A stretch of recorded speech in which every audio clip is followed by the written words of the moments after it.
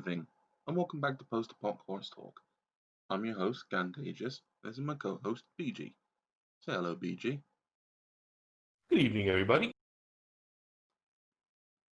Before we go on tonight, to avoid cluttering and to be more expedient later, if you could ask any questions during the show, BG will compile them for the Q&A section. Now, our guest tonight is a friend of mine, I would say. He's graciously had me on his show, Radio Bar Everypony, and it felt only right to have him on mine. Though I doubt I'll be able to make him as uncomfortable as he made me on his. Please welcome to the show, Nethlarion. Hey, people. So let's get right into the questions. Today we have a figure that is more associated with the Brony community as a whole, so we're kind of wandering away from our normal territory of FOE specifically. So let's begin with asking, how did your show come into being? The radio show? Okay. It's actually quite a long story because it started 3 years ago with pretty much me randomly reading some absolutely terrible fanfiction. Because the backstory goes even further because we used to have another Brony radio ORT. And it was like the central piece of an entire Russian part of a Brony fandom, pretty much. It's closed due to some unfortunate circumstances. I had to be like part of the radio for the last couple years, I guess, of its life. And when it's closed, it had like the segment on it with people reading absolutely terrible and horrible Russian fan fiction out loud and making fun of it, which I'm sure concept that should be familiar to most of the people at least, because it was done on the conventions as Reef Ponies, I believe. I believe I found what the problem was. My mic was muted for the stream. Oh. So people just hear me suddenly starting talking. They just heard you talking. Okay. This is precisely what happened the first time I ran this show. I am so sorry, people at home. That was very unprofessional of me. It's fine. We had similar problems on our show in the beginning as well. To put in perspective, the question was how my own show started, because I'm running one. But back to the answer basically. So there used to be the segment when they read absolutely terrible and awful fanfics to the audience, pleasure entertainment. I tried to do something similar for my friends in Discord when I picked up a fic. Once again, I'm not going into details how I picked it up because we're going to be sitting here for hours. But I picked up a fic, started reading it to my friends, and one day I had an idea when I asked Subdragon, our current general technician, "Hey, dude, would you like to read Fallout Equestria Chapter 20.5 in voice out loud just for fun for people?" And he just "Sure, why not?" And when we did it, and when people liked it, and we started to do it pretty much every week, instead of Chapter 20.5, we read just different terrible fanfiction we could find online, just so people had something to do on the evening, etc. As time went on, we kind of grew because more and more people become interested. We created our own server, made schedule and stuff. And now my friend Asdesu was our current technician at the time, was decided to randomly, "Hey, if you're going to read it, why not? I'm just going to record you and post on YouTube because, why not?" And we just sure, go ahead. We were doing this for a couple years when we accidentally browsing the Taboon, which is Russian equivalent of Equestria Daily, I stumbled upon post about the Russian book club, which me and Dragon immediately joined. We were in voice at the time. And when after a couple of years, after a year or so reviewing fics in that club, the previous radio closed, and we were just "Hey, way closed. So we already doing like interview and stuff. We already doing reviews. We already doing fanfic reading. Why don't we just like combine all of it under like one umbrella of a Pony Radio? Because there is like this empty niche, which pretty much a lot of people liked before, and now pretty much no one doing that. And that's exactly what we did. We discussed the mascot. We discussed the possible new segments. We discussed how it's going to be run in terms of like technical stuff. Find our technicians, find our co-hosts, and pretty much combined the segments we used to run separately from each other on different platforms into one single Russian Brony radio. There you go. That is the story how everything happened. So, long story short, you were in a book club. Radio show was involved in that. Radio show stopped doing its thing. You decided to fill the vacuum. Yeah, pretty much. That's like very, very short summary. Yes. Well, actually, perhaps you could tell me a bit more about the formula of the show. So, tell me how you do it compared to, say, this original radio show that I could say spawned your whole idea. Yeah. We have a very different one because the show that was originally the ORT one used to have a lot more segments. I guess we run a lot more professionally as well. We don't usually try to chase that necessarily. When it comes to like interview segments, but pretty much I figure out what I dislike the most about the original interview segment and try to do pretty much the opposite of that. Because they used to like ask a lot of very like weird and strange questions which had nothing really to do with the guest. So I myself made a point to do at least an entire segment devoted only to our guest specialty.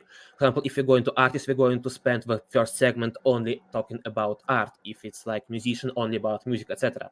So people who join in can know the reason why we asked the guest to join us. And always like random weird questions which not quite as interesting or quite as fun was moved into the last segment. We can't really get rid of them entirely because people still like to see them. I still don't know why they like to hear them, but they do. So we just like kind of combined all of these like random typical questions back on like until the second part, which is like afterthought, and all the like important and question about the guests themselves and how they work in the fandom in the first one. As a radio itself, we have some segments which they didn't used to have, such as translator hour, when we discussing different parts of like translation problems and trying to like educate people on how translation works or how English language works in general, at least some more difficult parts of it. Which is done by me. English is a bitch of a language because it breaks every single one of its rules more than it keeps them. Yes, as I learned just yesterday, trying to translate one of my fics to translate, and yes, it is. So yeah, we have this which is run by myself and a couple of my other translator friends. Just recently, we started the segment which is still work in progress. It's designed around Fallout Equestria or our Fallout Equestria lore, like that very like old lore, like before the war. It's like and cannons about it. Run by my good friend Archie, who pretty much known for doing the he's a writer. He is writing Fallout Equestria in Russian, and he is known for doing an insane amount of research up to the point that he pretty much writes almost like scientific levels of articles with like different like lore explanations, examples, etc. So yeah, he's like pretty much the god of very, very elaborate headcanons. So yeah, he's working on that and he's like discussing stuff like how he sees it, like, and people asking questions, etc. it's been received pretty well so far. We don't have some of the questions, like we generally don't have like the current news discussions segment because, well, there isn't much news in MLP fandom recently due to show ending and just our stuff in general. Not We unless you're do have like looking for just drama, Mhm. and drama can be interesting, but drama Yeah. is not should not be the bedrock of your endeavor. Yes, precisely. We had segment devoted to some drama like once a few months ago, I believe. Once again, it went pretty well because, well, it was a rather meaningful piece of drama. But yeah, I think we handled the subject very, very well how we did, and yeah, I'm still happy with it. All right. So another question before we move on to more something that I wanted to bring up because I don't think a lot of my audience, or really a lot of the more Western part of the Brony fandom, understand. I wanted to bring up in a moment what is it like being a Russian Brony specifically. But before that, what was your favorite guest to have on the show? Because I know you've had a good many on there. Yeah. That's a rather tough question because yeah, we had a lot of probably the guest I'm still most proud of. It was way before we even begin the show as a radio. It was our very first guest on the interviews in total. It was Harshine. It was our, I think it's still our longest interview, maybe second longest after we did the podcast with Fazi, but I would say that yeah, it's Harshine because it was probably one of the most elaborate interviews. Mostly due to that I had a different co-host by then from the book club instead of my usual one, and yeah, it was very special for us. And I still think that despite it being our very, very first interview, I still consider it also one of the best we ever did. Mm-hmm. So you had Heartshine on. So Yes, we had a lot of folks from Fallout Classic community actually. Just last week we interviewed the Fallout Equestria themed artist Azusa. sorry, I missed that. Just last week we interviewed Fallout Equestria themed artist Azusa. Okay, how'd that go actually? That go relatively well. It could have been better. Like I could have done somewhat better job. Like I'm not too satisfied with how I handled interview, but overall it went pretty well. So remind me, you've had a number of guests on. What was probably your most difficult guest to have on, or one that caused probably the most splash when you brought them on? Can you define splash, please? Controversy, maybe. Oh yeah. Oh, about that. Made waves when he or she was on the show. We didn't have guests like this because, yeah, it was more we think of that previous radio, which was our predecessor. We really tried to avoid it. We like one of the most the most important point list for us is to make the guests who comes to a show as comfortable as possible. So yeah, we generally try to avoid that. Sometimes. I see how it is. You wanted to make your guests comfortable, yet I was very uncomfortable on your show. I see how it is. I'm sorry, okay? But right, yeah, please carry on. As to the most difficult guests, the difficult interview, I think it was couple like the Russian artist Nematodi was rather difficult to get like meaningful answers to. Azusa would be as well. Actually, the previous one, probably one of the hardest interviews I personally gotten. But yeah, other than like, yeah, I think it's Nemat Alcor. I guess Alcor as well, which is also like Russian artist, which I think most the audience probably most familiar with out of three I mentioned. Yeah, like this like and once again, it surprised me that all the most difficult people were all artists. I don't know why, but it just happened. Yeah. So Alcor, Nemo2D, and Azusa, most difficult guests we've had.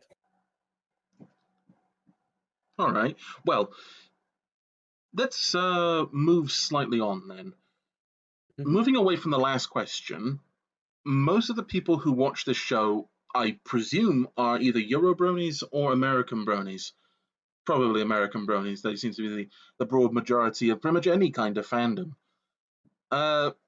And yeah, these two groups tend to be more in touch with each other and what's going on generally. So I don't see much of a problem with them understanding each other, but I do see something of a Iron Curtain, if you'll pardon the Cold War reference, between Eastern European and Russian Bronies compared to the rest of the fandom.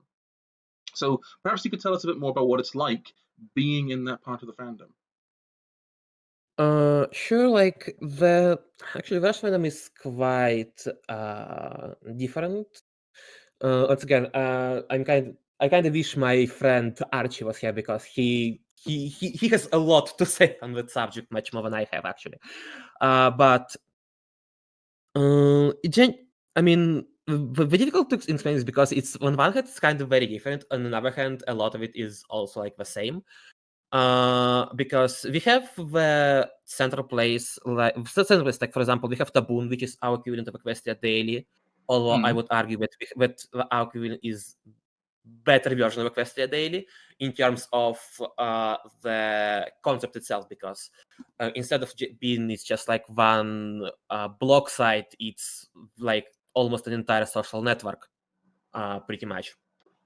We'll get on to that shortly.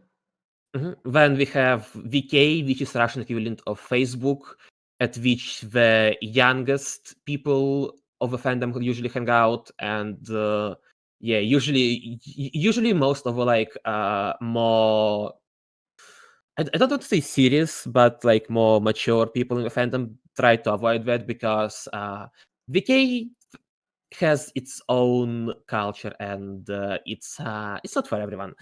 But yeah, that's two major things. There used to be some major Russian Discord servers, but they mostly themed about one subject or another, so they are not that as prominent part of Russian community as Tabun or VK. As in general experience, well, it's pretty much as everyone else. You live in the fandom, you interact with Bronies, you interact with fandom. It's a lot less. If you don't know English, it's a lot harder to find content, because there isn't as many Russian people who are making content as in English fandom, and because even a lot of Russian people making content for English audience in English. For example, I myself writing my fanfic in English because it's more fun this way for me, at least. I also imagine it, the broad majority of the Brony community, unfortunately, is in the English-speaking world, and I know, because when it comes to fanfiction, the Russian site by the name of Figbook has actually pretty large audience and pretty active fanfic audience. In general, fanfic side of Russian fandom is probably one of the most active. It's also probably one who produces the most absolute hot garbage I've ever seen. I have no doubt. I mean, pretty much, yes, big sites make hot garbage. Sorry, but please carry on. I've pretty much made this whole career on reading hot garbage produced by Russian fanfic community, so I know what I'm talking about.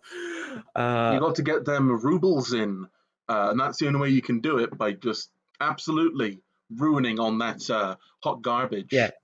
Yeah, we have separate site, Stories or Panifiction, as it's been rebranded recently, just for MLP fanfiction, which is somewhat better. There are still quite a few of weird stories, let's put it this way, but in general, you have more chance to find something good there than on Figbook. But yeah, in terms of activity, not really. Like, for example, considering like how like the amount of readers I've got on film fiction, I'm pretty sure that I could have gotten the same amount of readers or maybe even more in Russian fandom. So yeah, I would say that at least in this case, like I guess when you're talking about like the highest bar, like it is possible, like when you talk about like high level, like it is the maximum amount of audience you can get is on the Western fandom, but the actual realistic amount you can get more or less the same, at least in current times, unless you like really like big name who already have a reputation in either side of the fandom. But yeah, other than that, you either go to Ubuntu chat, to Discord, to like chat with people, chat with friends. If you creating content, like once again, making it, posting it, discussing it, pretty much, yeah. Other than having like these very special places to hang out at and to gather to discuss stuff, the rest is more or less the same. Yeah. Also, I guess it's a lot. I'm not sure if it's a lot more cliquey, if it makes any sense. Like we have like our little cliques. Like for example, artists usually try to stay separately in like their own little I can area. understand that. Yeah, when musicians and like there are like sometimes when they like intersect with each other, but most of the time like everyone just kind of trying to boil in salt kettle and produce their content to the best of their ability. Yeah, that's more or less how it is. All the rest is like if you know English well enough to consume is pretty well, but it's I don't like this word, but it's the best one I can think of right now. We'll consume different content in other languages. The difference pretty much non-existent. If you don't, then you have to wait for people like myself, Doof Ex Machina, who's currently in chat, and other people who translating stuff from English into Russian. You have my sympathies, Doof. You do a thankless task if you're translating all the nonsense Westerners like myself make into Russian. Yeah, we're all in this together, as the song goes. But yes, you actually kind of answered a couple of questions I had ahead of time. Well, at least one question. So perhaps you can also tell us, when did ponies become popular in Russia, or rather, when did the Brony fandom start to become big enough that that people who are on the internet would notice it? See, because I know that there was that one kind of catalyst moment. I think like it was in 2012 when people started taking notice of bronies in the Western world. It was about the same time, 2011, 2012. In fact, there was the same catalyst moment in Russian fandom, and I know exactly what that moment is, and it's still treasured by a lot of like old bronies by now. I'm not sure if you want me to to go into the history of what that moment was and how it affected please, it. Because go right ahead. We have plenty of time. okay, yeah, because as I said, it's a rather long story, but just like story time. Just like the English fandom, Russian brony fandom came from the Russian image board, and specifically from a very specific pen and paper, I guess would be elaborate role play game. Let's put it this way. Yeah, pretty much somebody decided to run a role play game based on ponies, and the rules was pretty simple. The GM writing like there is only one character. The GM writing the situation, and then all the anonymous people on the board in the thread writing their own actions and rolling 2 dice. First dice determines whose action is going to be picked, and second dice determines the success of that action. So pretty much there is like this whole like hive mind collective trying to play it as one single character. Huh. Yes. It's actually quite fun. Like it was very fun, and it went for like 50 different threads with like this like whole like epic story, and this pretty much like the entire culture of its own. It has its own memes, it has its own backstory, it has its own like figures. We like even by now it has several songs written for that. Like like once again one of the most treasured and precious song in Russian part of the fandom is about this one, which is like which is called Pony RPG song, which is especially when it's like performed on conventions, like the whole audience is pretty much, I don't know, it's like I was happy enough to hear it twice on Russian conventions, and it's like one of the most special and treasured experience I have from these conventions, like when this song was performed on stage. But yes, again, I can go into that a little bit later because I'm Sure. I'm this going slightly off sounds... topic. No, it's fine. So- Like the topics can go wherever they please. There's nothing wrong with going off on a diatribe. Yeah, okay, because the problem is that I still have a lot of more from the original topic I need to to tell. So yeah.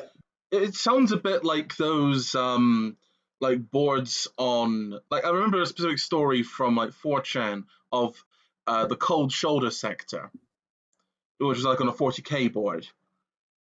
Yeah. Where basically they just have this massive devolving war that just keeps getting worse every single moment. But anywho, you carry on. But yeah, it was pretty big thing. We as a collective, before the radio, when we were just like that fairy tales from the depth back then, we actually did a reading / study of it when we pretty much dug up all of us thread from archives. We read them. We highlighted every single notable comment. Like we already have a summary of all the answers that was picked and all the posts from the GM. But we figure out that the summary lacks the original flavor, I guess, of like all the other people also coming in. So we proofread it, we choose our favorite like funniest jokes, memes, answers. We all like highlighted them with the HTML redactor I wasn't even know existed. And we spent pretty much a lot of time when we read everything out loud for the record. Like we still should have it like on our YouTube channel, like the full Pony RPG read by us. And it's still like very, very huge thing for fandom.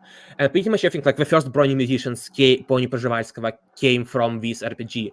The first radio that we had, like the people who organized the radio, the original radio back then, also came from that RPG. The people who organized Taboon, which is the Russian equivalent of Kestra Daily, also came from that RPG. Pretty much the Russian Brony fandom in the way it is now need to be thankful for existence for that RPG, because if it wouldn't be for that, I don't think we would have as prominent of a strong of a Brony community in Russian fandom as we do now. So yeah, just this one silly RPG, and it's also like pretty good. Like you actually can read it, like the summary of it, and it read like a very, very, very good fanfiction. Or you can read our version, which is like edited, which also is like a good fanfiction, but with a lot of like funny moments and commentaries and stories in between. I'll actually kind of curious about that. If you want to send me a link at some point, I will give it a look. Yeah, it's also in Russian, so I'll have to crack out the Google Translate and butcher it all. I don't think there is a link. There should be archive on my PC with all the threads. Yeah, I still have it. Like I do have like archive with all the threads on my PC. But yeah, if you're interested, I'm just going to post it in PMs after the show. All right, cool. So, you did kind of somewhat touch on this a little bit previously, but sub-communities within the Russian Brony fandom. Could you perhaps expand a bit more on these little cliques that you mentioned on? Like you said, there were like the bigger cliques around, artists and writers and such. But is there anything more than that? I guess because once again, various people who predominantly exist on Taboon, various people who predominantly exist on Discord, various people who predominantly exist on VK. Depends on their interest and background. Once again, for example, one of the like clique I'm a part of is Sefaro, who is Fallout Quest artist. He has like his own like little server, and they pretty much have like their own like little atmosphere.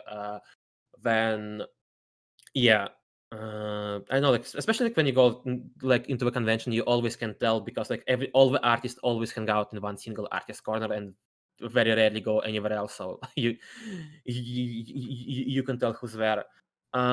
Musicians, we don't have much in terms of like solo musicians because I guess Velvet Ervinks, but she mostly works in English despite being Russian. So is she Ukrainian? I don't remember. She's Russian speaking. At my point, but yeah, she mostly doing her songs in English language. So yeah, I'm not sure if she's count. But yeah, mostly we have bands, like for example, Pony Przewalskiego. Well, I guess we don't exist now, and they reformed into Radio Ponies. So yeah, we used to have Pony Przewalskiego, now it's Radio Ponies. We have White Alicorn. We have Pandari. Sorry, it's that band is a local meme among me and my group of friends. So I yeah. Then we have who else? Bronies, of course. Griffin Rush. Can't forget about them. I think there are a couple other band names in Russia which I can't really get out of my head, but yeah, that's like the most prominent ones. Yeah.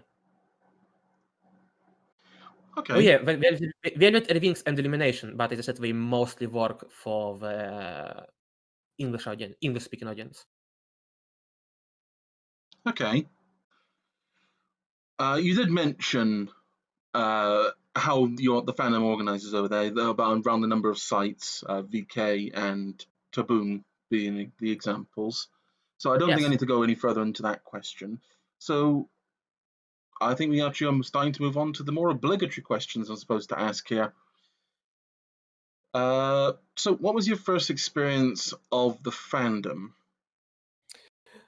My first experience was, I believe it was actually introduction to that radio, because yeah, originally I was watching the MLP up to season 4, I believe, without really much interacting with anything. And only like after the end, like between the end of season 4 and the start of season 5 is when I like actually started to look into like the music, art, etc. I think my very first song I have ever heard was House of Glass by Ferruccio Broni, or one of the like old Forest Wayne ones like Join the Herd, for example. One of the two, I don't remember which one was the first. Yeah, when I figured out that there is like Russian Brony radio, which happens pretty much every week, and I try to kind of hang out there as well and try to get into fandom like this. One of the first, once again, I tried to explore it on YouTube and found like people like Dr. Wolf, which I was watching at the time, who also like helped me to figure out with English. But yeah, I was mostly just like this person with like insane sea of content, and I just try to find whatever I can. Mostly in Russian because back then I didn't know English quite as well. Before I start my translation work in the fandom. So yeah, I was pretty much just trying to see like what kind of like Russian stuff or at least translated stuff I can find. Find some. I actually didn't find quite a lot of people to talk with up until a little bit later. But yeah, originally I was just like trying to find at least some people to talk with without much success up to a certain point. And yeah, that's pretty much was my first experience. Just a lot of content I try to consume and try to figure out how exactly I myself can contribute to that fandom. And yeah, only several months later I figured out what I can actually do in there. Okay, so here's technically our first, specifically FOE question here. Since this is supposed to be an FOE podcast, Yes. ostensibly, can't quite tell on this one. What was your first experience of FOE specifically then? Sure. Yeah, I still went pretty good because I meant to read Fallout Equestria for a very long time, but as always with myself, it takes me very, very long time to actually get around to it. And until like one of my very good friends of mine, we even called with some people, and he just like, hey, you really need to read the story, etc., etc. After which I finally conceded, because both me and my other friend, Anticular, who some of you might or might not know, he's an artist but yeah, Anticular, we pretty much started to read it together. He originally didn't he didn't read further than 3 chapters, and then he stopped for like his own reasons, and finished reading the story only several years later. But yeah, I've read the whole story in a single week. I really liked it, and then I went to see what else this sub fandom, I guess, has to offer in terms of content, people, and just in general. I imagine you were quite surprised. Yep, I was very surprised, but yeah, there is like, fortunately, I had by then I already had a lot of friends who also were way into the universe. So pretty much all I had to go like, hey, what is there? And they just like send me like a bunch of links to like videos, art, and music, and all that good stuff. And I'm just like, oh my god, there is so much stuff. And just pretty much got bombarded by them with different content. So yeah, it was quite an experience. All right. Moving on then. Next obligatory question. The views on the big 5 FOE fix. So that would be FOE, PH, Heroes, Pink Eyes, and Murky. PH, Heroes, Pink Eyes, and Murky. I'm really happy that you didn't mention Starlight here. I didn't mention that one because most people don't think of that as a big fic. Really? It isn't really in the classic Big 5 denomination. Okay. For some reason, I thought that it goes in there, but okay. Like, okay. We can actually touch on that in a moment if you'd like. Sure, but I have a lot to say about that, but I'm not sure that it's a lot of nice. There is a lot of nice You're stuff. more than welcome to go off on a tirade. This is a platform at the end of the day, and you're welcome to, yell from it. Okay, that's good, because I have a lot to say about Starlight, but yeah. PH I really like because I read it right after the Equestria. I read the whole thing in 3 weeks, and I enjoyed my time with it. Then Heroes I have never read, not planning to, honestly, just not my thing, because I've talked with several of my friends who I trust, and they all said the exact same thing, that it's pretty much the same as PH but worse. So I'm just like, well, okay then. And yeah, these are friends whose opinion I trust, so I don't really interested in getting into this.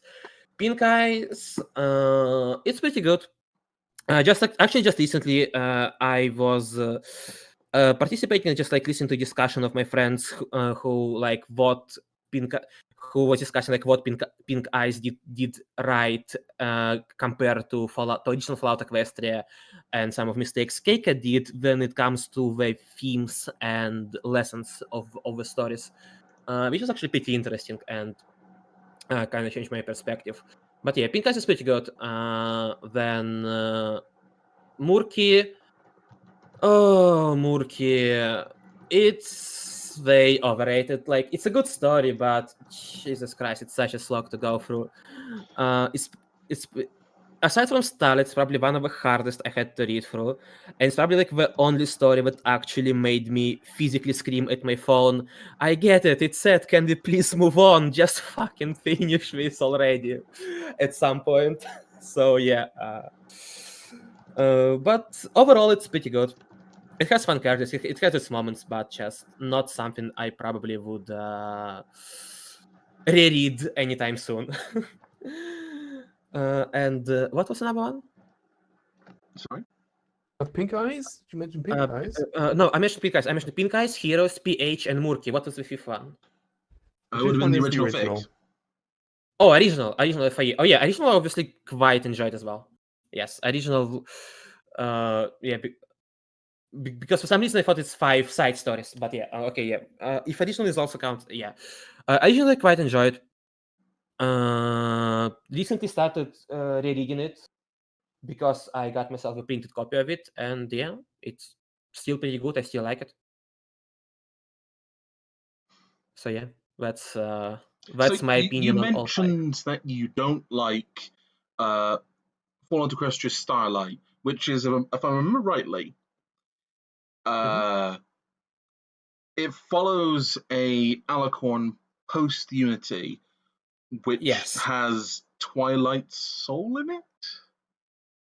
Yes, that's the one. Oh boy. I'll be honest, the bits that I got through, I actually rather enjoyed. I don't know if it gets worse at some point, but the bits that Okay. I enjoy, the bits that I saw, I Yeah. enjoyed. Yeah, with my experience, I also enjoyed it up until the half point, because there were like several red flags which I chose to ignore because, well, usually those red flags, there is quite often where people making way too big deal out of those red flags, so I genuinely decided to ignore them and give Thick a chance. And I continued reading it, and for the first half, it's alright, Thick. Like, it's enjoyable. It has some fun moments. Some of the questionable stuff, but mostly it's just like fun and but then there is Chica Cult arc, and then I still can't get myself to finish. Like I've already passed the half point, and I still can't bring myself to finish it. I can't read for more than one chapter at a time because I open up. I know I really want to finally finish it. I open up, I read that chapter, and when I remember why I stopped reading it, and when I'm not touching it again for months, because Jesus Christ, it's not good. Your feelings about Starlight seem to be very much my feelings about PH. Fair enough.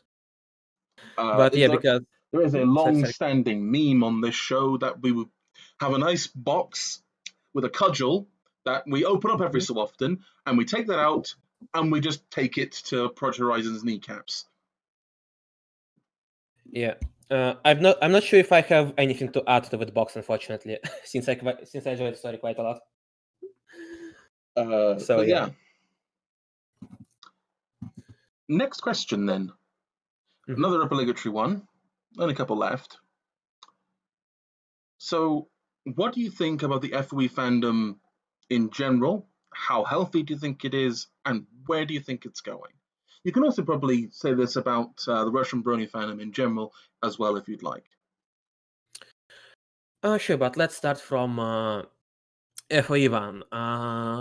In general, I really enjoy my time here. Like, I've met quite a lot of really, really amazing people through that fandom in particular. So, yeah. I think it's a very good fandom. As how healthy it is, I guess it depends on which part of the fandom you hang out with, because yeah, depends on who you speak to and what places you hang out with. It can be either very, very nice and wholesome, or it can be extremely toxic. So yeah, I've been fortunate enough to be on the wholesome part of the fandom. So from my experience, it's pretty good. Where it goes, same in the same way which all the fandom goes. While it's slightly like waning and become a little bit more thin, there are still people who insist on it. There are still people who create the content. Like just right now, I know that my very good friend and amazing artist El Russo doing a series of art based on Project Horizons. After, for example, yes, they doing the challenge when they going to do art for every single chapter they're going to read, because we're currently going through the story. I know my friend, another artist in particular, also like quite interested in this like whole universe. Quite a lot of people in Russian fandom who making like music like Energy Tone, and artists like Sefaru also doing either same challenges or albums or art based on Fallout Equestria. quite a lot of people I know from the writers who are still writing in this fandom and going to continue writing, whether it's going to be in Russian fandom, like people like Archie, or in Western like Hardshine. But so yeah, fandom will continue to live, and fandom will continue to produce content for a rather long time, I believe. Although of course the popularity and the number of people obviously going to be not quite as prominent as it was a couple years back. In 2015, I believe, was the peak for Fallout Equestria fandom. I think it was either 2015 2016, one of those years, if I remember correctly. As for Russian fandom, I guess can we say pretty much the same. There are several people who still doing content like me with my show. People who still trying to do like just recently we started the fanfiction contest with pretty substantial prizes actually. We have once again music scene is still like just recently like Velvet Are Wings released several new songs. And we still have conventions, we still have people being interested in that. So yeah, we are going to be here and don't intend to go away anytime soon. Would hope so. Like, it would be pretty sad if all this community that's been built around this probably most people would have thought pretty innocuous show originally would just go away overnight. Yeah.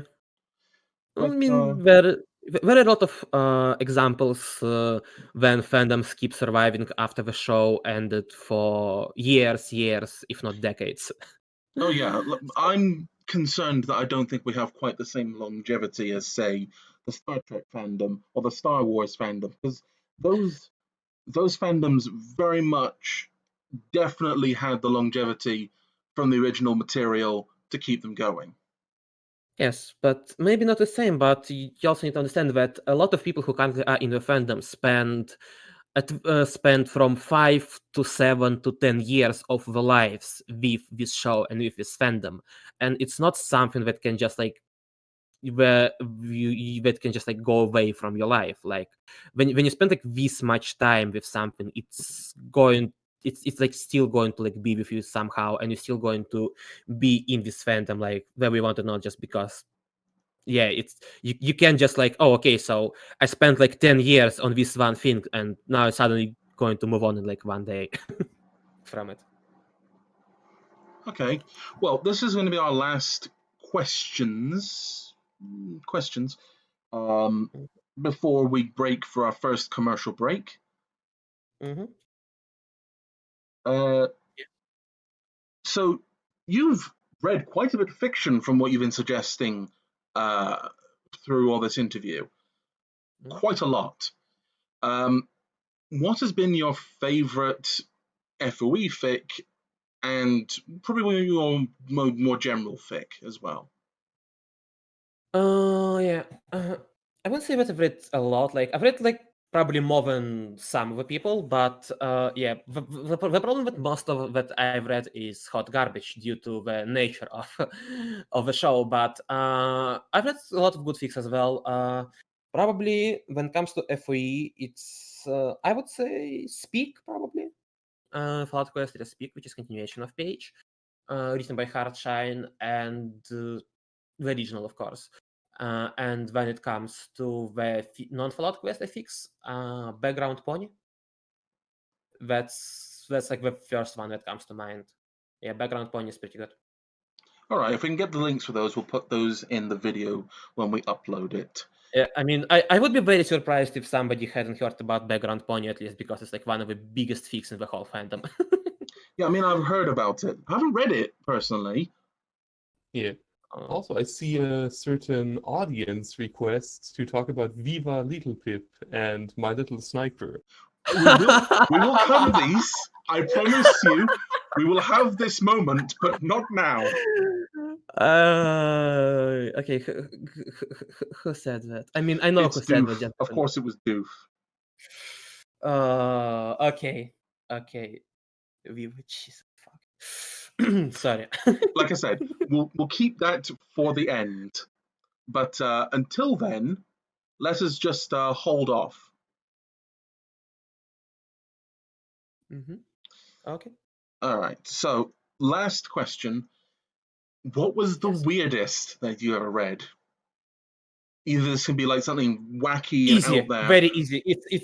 It's Predator. It's Predator. It's Russian fic, and it's one of the most unique and weird stories I've seen. It's still being written, and there is only like 2 people who still cares about it, which is me and our mate technician Star Dragon. But it's a doozy. It's a doozy. Yeah. I mean, I can try if you want to explain the premise of the fic. I But mean, if we're here, we might as well. yeah, okay. See, the problem is that explaining premise in English is going to be quite difficult, but I will do my best because it goes places. It goes places. What are those places precisely? Okay, but it's everything. Okay, but I'll try to explain the general story as I remember it so far, and you can judge for yourself. But once again, whatever I say, like when you just keep in mind that everything that I said, when you actually read it in details that's been in the story, because obviously I'm going to omit details, otherwise I'm going to sit. We're going to be here for like few hours, but when you read the story, you can multiply everything I said by 2 in terms of magnitude of what you're getting. So yeah, it starts off fairly simple. There is like predator-like creature in the Everfree forest who's surviving by eating ponies and trying to blend in pony society. Pretty quickly, we have the first plot twist of the story that this creature is adopted son of Celestia, and everything going downhill from there. Don't worry, that's only first plot twist on like chapter 2 or 3. There's going to be plenty more. When suddenly there is like the invasion of kind of diamond dogs, but not really, from the parallel universe. When suddenly there is like this whole secret police that Celestia has, that pretty much exists from immortal ponies, from ponies who either become immortal or cyber ponies, and exist for like hundreds of years, and consists of some of the most powerful ponies, and has technical level years and years over like the rest of Equestria. When we have invasion from the dark forces, when we have Twilight Sparkle talking with the world itself, when we have the whole clique fighting said problems, said monsters, when we have them going into different worlds, trying to escape from them, when we have them ending up in the world which works like the video game, when Rarity bound her soul to that world, so now Rarity lives in the 2 worlds at once, or Rarity lives by the rules of two worlds at once. So she lives by the rules of Wasteland world, and at the same time she sees everything like in a game, and she grinds experience and levels up, even though the rest of the characters don't. What is this? This sounds like a fever dream. Oh, it is. That's only tip of the iceberg, my friend. That I only began. Oh no! First of all, I skipped through most of the insanity that was before that, because once again, if I'm going to describe everything, all the insanity, we're going to be for a very long time. But yeah, at some point, Twilight Sparkle getting trapped in her own mind twice. Second time, when we're facing the main bad guy, and when there is like ancient goddess which awakens, and she creates very elaborate time loop which Twilight Sparkle goes over and over again, and each time she goes from it, she become more and more powerful until she becoming like the most powerful being in the universe, except not really. And when she sees infinite versions of herself, and kind of sort of defeats main bad guy, but not really. And then she and I quote, destroys several trillion souls, while mentioning that destroying even one soul is an unforgivable crime. She destroys several trillion of that, and has kind of breakdown about that. Infinite version of herself. When she sees infinite version of herself, when we see some of the version living the same fucking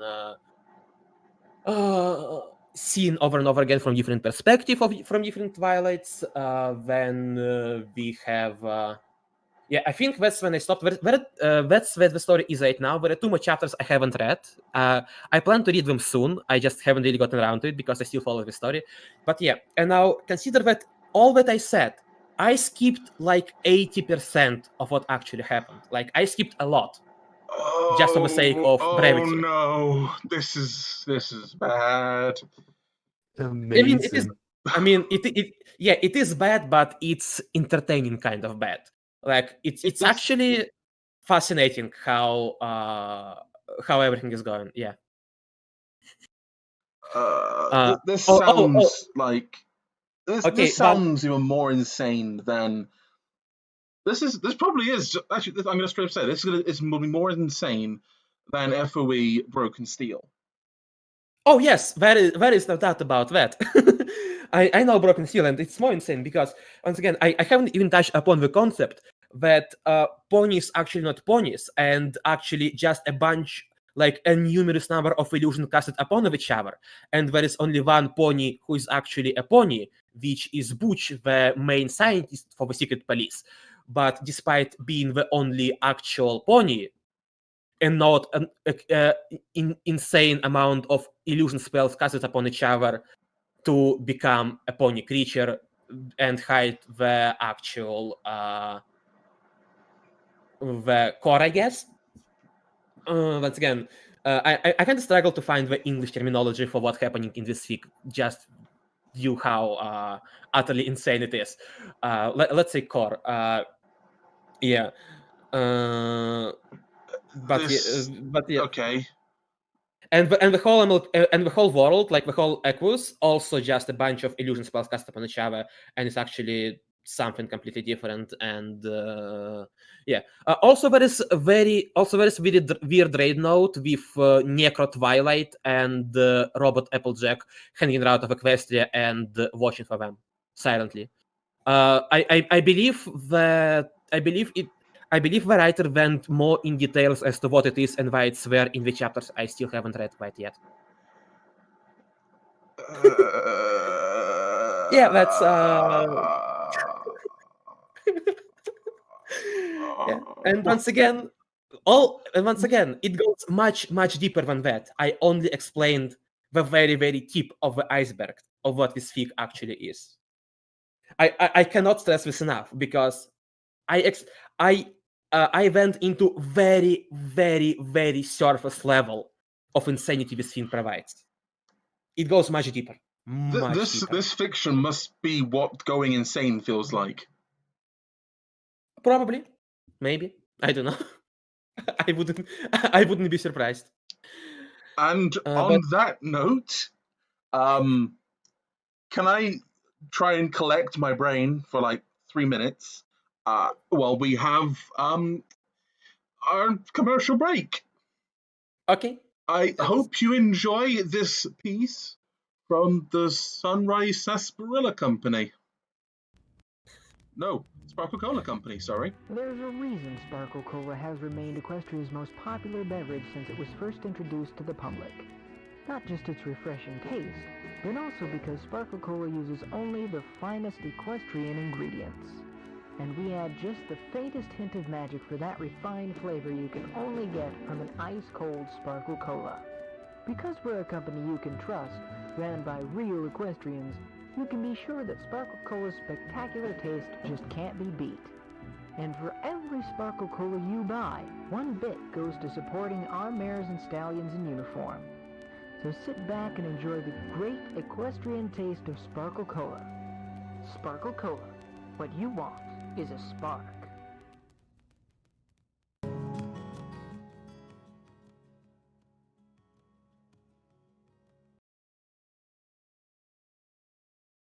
All right. we're back. Hope you all enjoyed the commercial break and were able to relax to the soothing sounds. This is now my favourite part of the show, personally, and the one which apparently will upset Archie the most. Lore and discussion time. Yeah. So let's get our first topic. Our first topic is... All right. This is actually kind of a MOP gem specific kind of question. Cutie marks and how they can be influenced by the vernacular, or in more simple terms, the language in which you speak at that time. Yeah. An example of this in like FOE is that you get an awful lot more like raider names that start appearing up, like Rusty Shiv or Blasting Jelly or something like that. So the cutie marks, once again, let me see if I get correctly. So how cutie marks, so what cutie marks mean and how it can be influenced by the language the certain community speak. Exactly. Okay. So when it comes to cutie marks, once again, I guess that it's specifically in the Raiders example, I think it's more of that cutie marks influence names and not otherwise, because at least in Fallout Quest, yes, so far Raiders won't proven much intelligent bunch. So what I guess is somebody gets a cutie mark with a knife and like, oh hey, it's a knife, so we're going to call you, well, steel knife or something like that, I don't know. And that's pretty much how it goes for Raiders. Obviously for ponies, it's usual ponies is quite different. For example, and if you notice, like in the pony society, cutie marks not always directly related to the names. Hence, Little Peep. Yeah, I'm aware of this fact. Like, you know, my headcanon on. Sorry, you carry on with your thing, BG.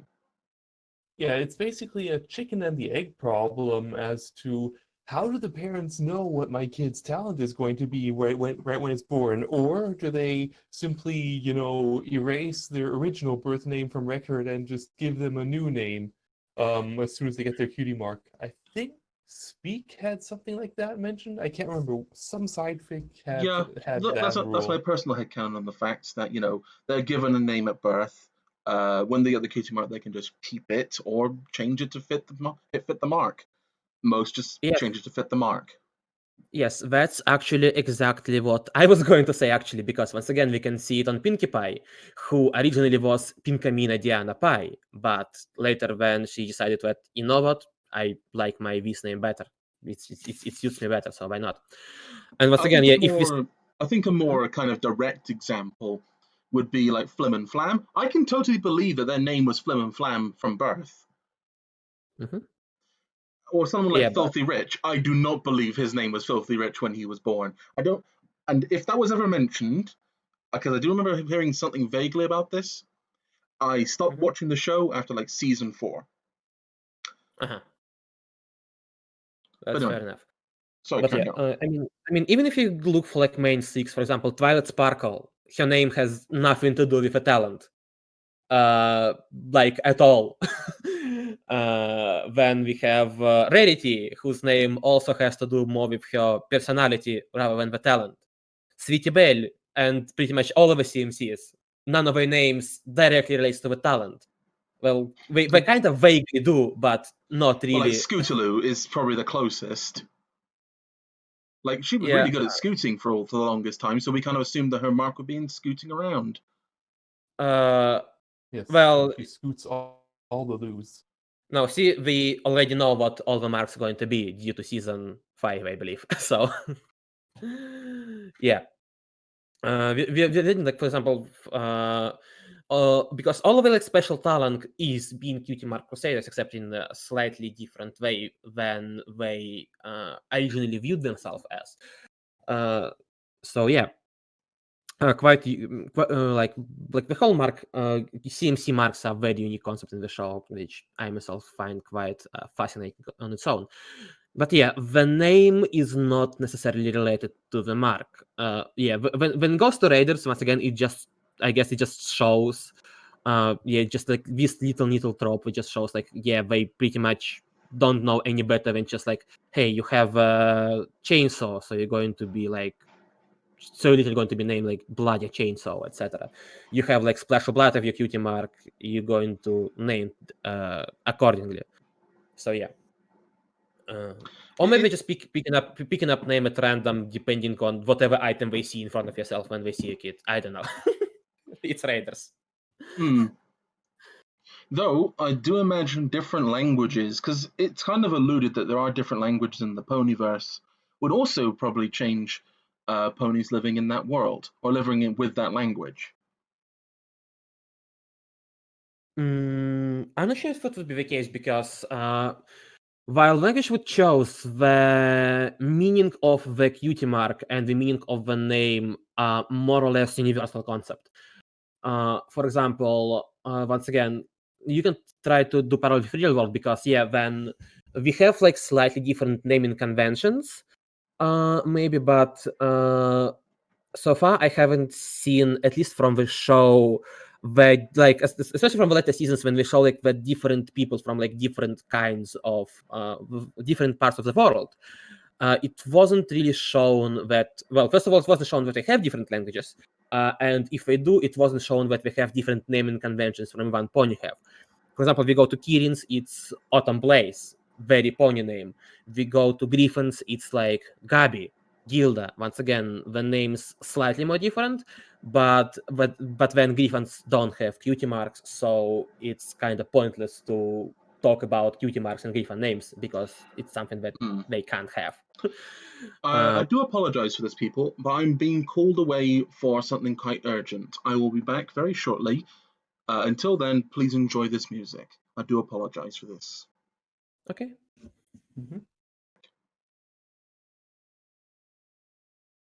So, where were we? We were talking about, I think we've pretty much reached the end of that particular line of questioning. Yeah, cutie marks and languages. Yeah, pretty much. If I remember correctly, I was talking about how so far in the show it wasn't really shown that different species even have different languages from the show, and most of the different species don't have cutie marks. So yeah, I'm not sure if how exactly that would work. All right. So, next question.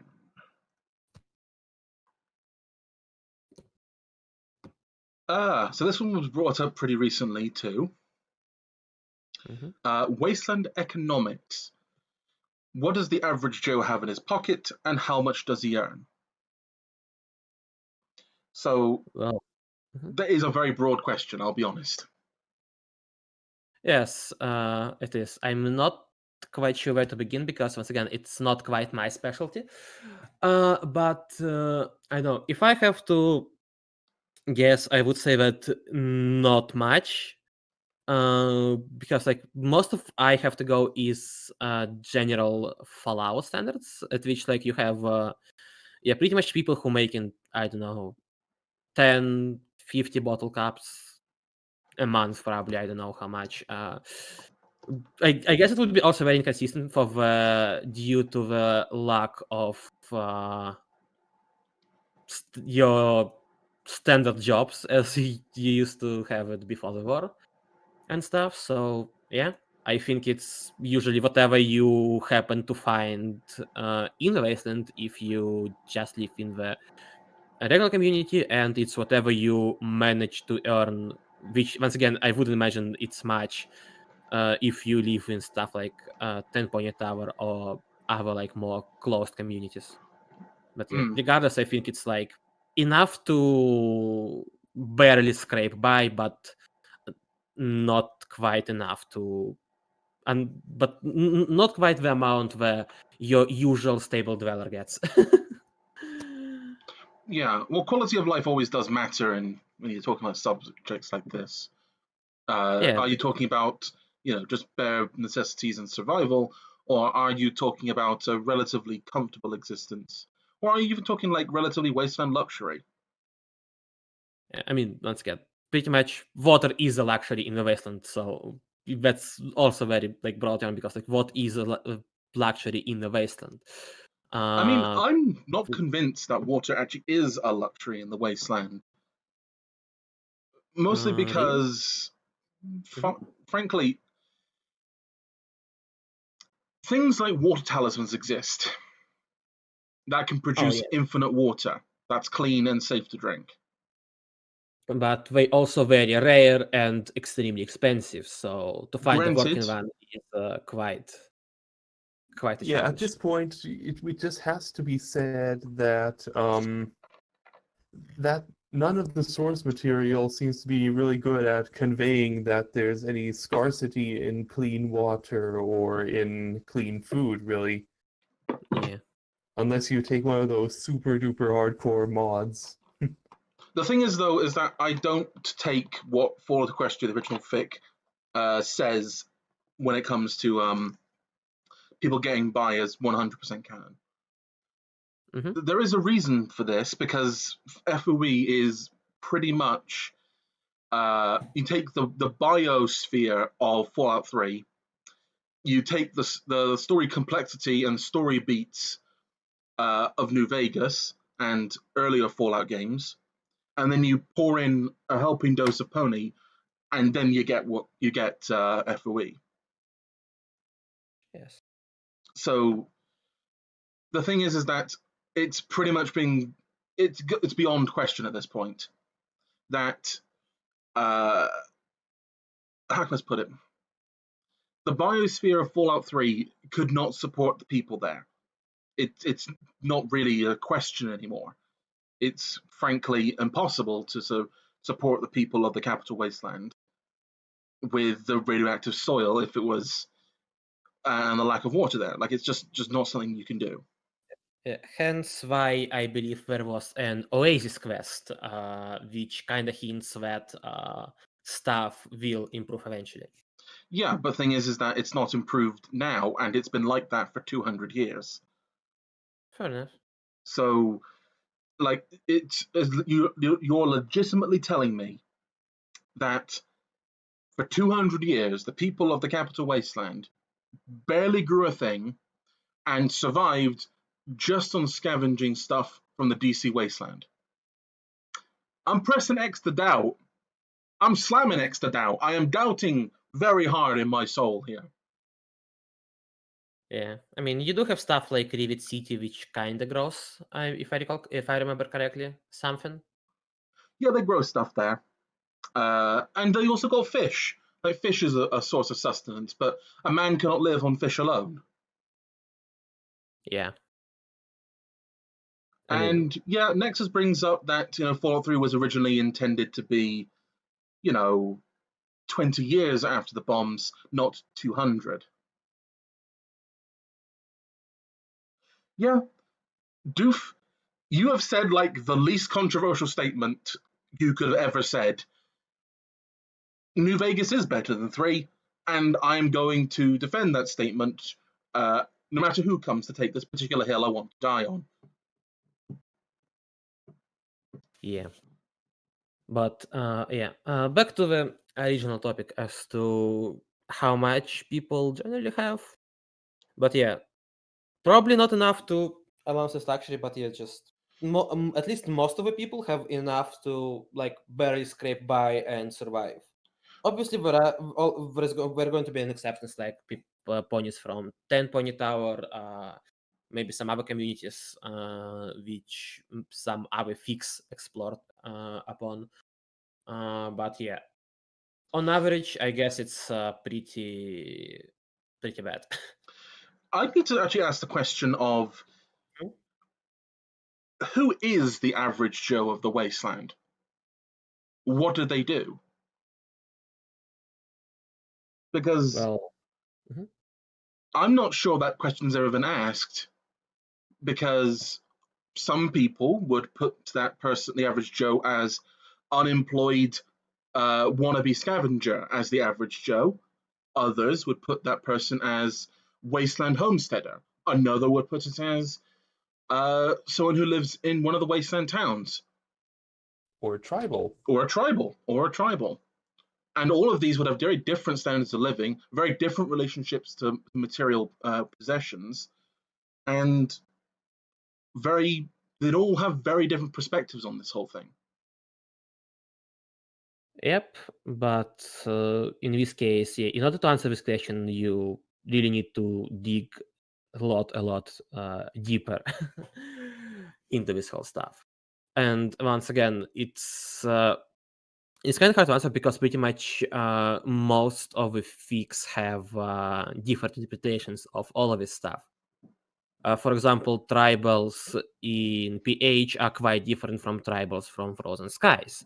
And in original, I don't even remember seeing tribals like at all. Yeah, tribals pretty much weren't mentioned. Yeah, then we have stuff like Steel Rangers, who also operates very differently based on each fic. Then we have stuff like bandits, who also, like for example, operates quite different. For example, bandits in regular Fallout Questia and bandits in Fallout Questia that end are very different types of bandits. Same with tribals, because Fallout Questia students also have tribals and also have its own unique spin on the tribals. So yeah, unless you have like unified like all of this, the only you can. Sorry, I'm trying to phrase my my point. Yeah, like pretty much you can speculate on this in the limits of one single fic. For example, how much average Joe has in the original, how much average Joe has in Starlight, how much average Joe has in that end. And depends on the fic, the answer probably going to be different because each fic brings in its own different ecosystem, which somewhat differs from the original or other fics. Yeah, I suppose that's a fair way of putting it. Actually, let's put it to the chat. What do you think the average Wastelander is? If you had to say, this is what the average Wastelander is, what does the chat think it is? Yeah. Oh, I see. Doof has already given Yeah, his... Doof already was quite quick on the thoughts draw on on that. this one. Yeah. He says that the Western Wasteland tribes of California would be the average Wasteland experience. Hunters, gatherers, and fishers. Fair enough, I guess. But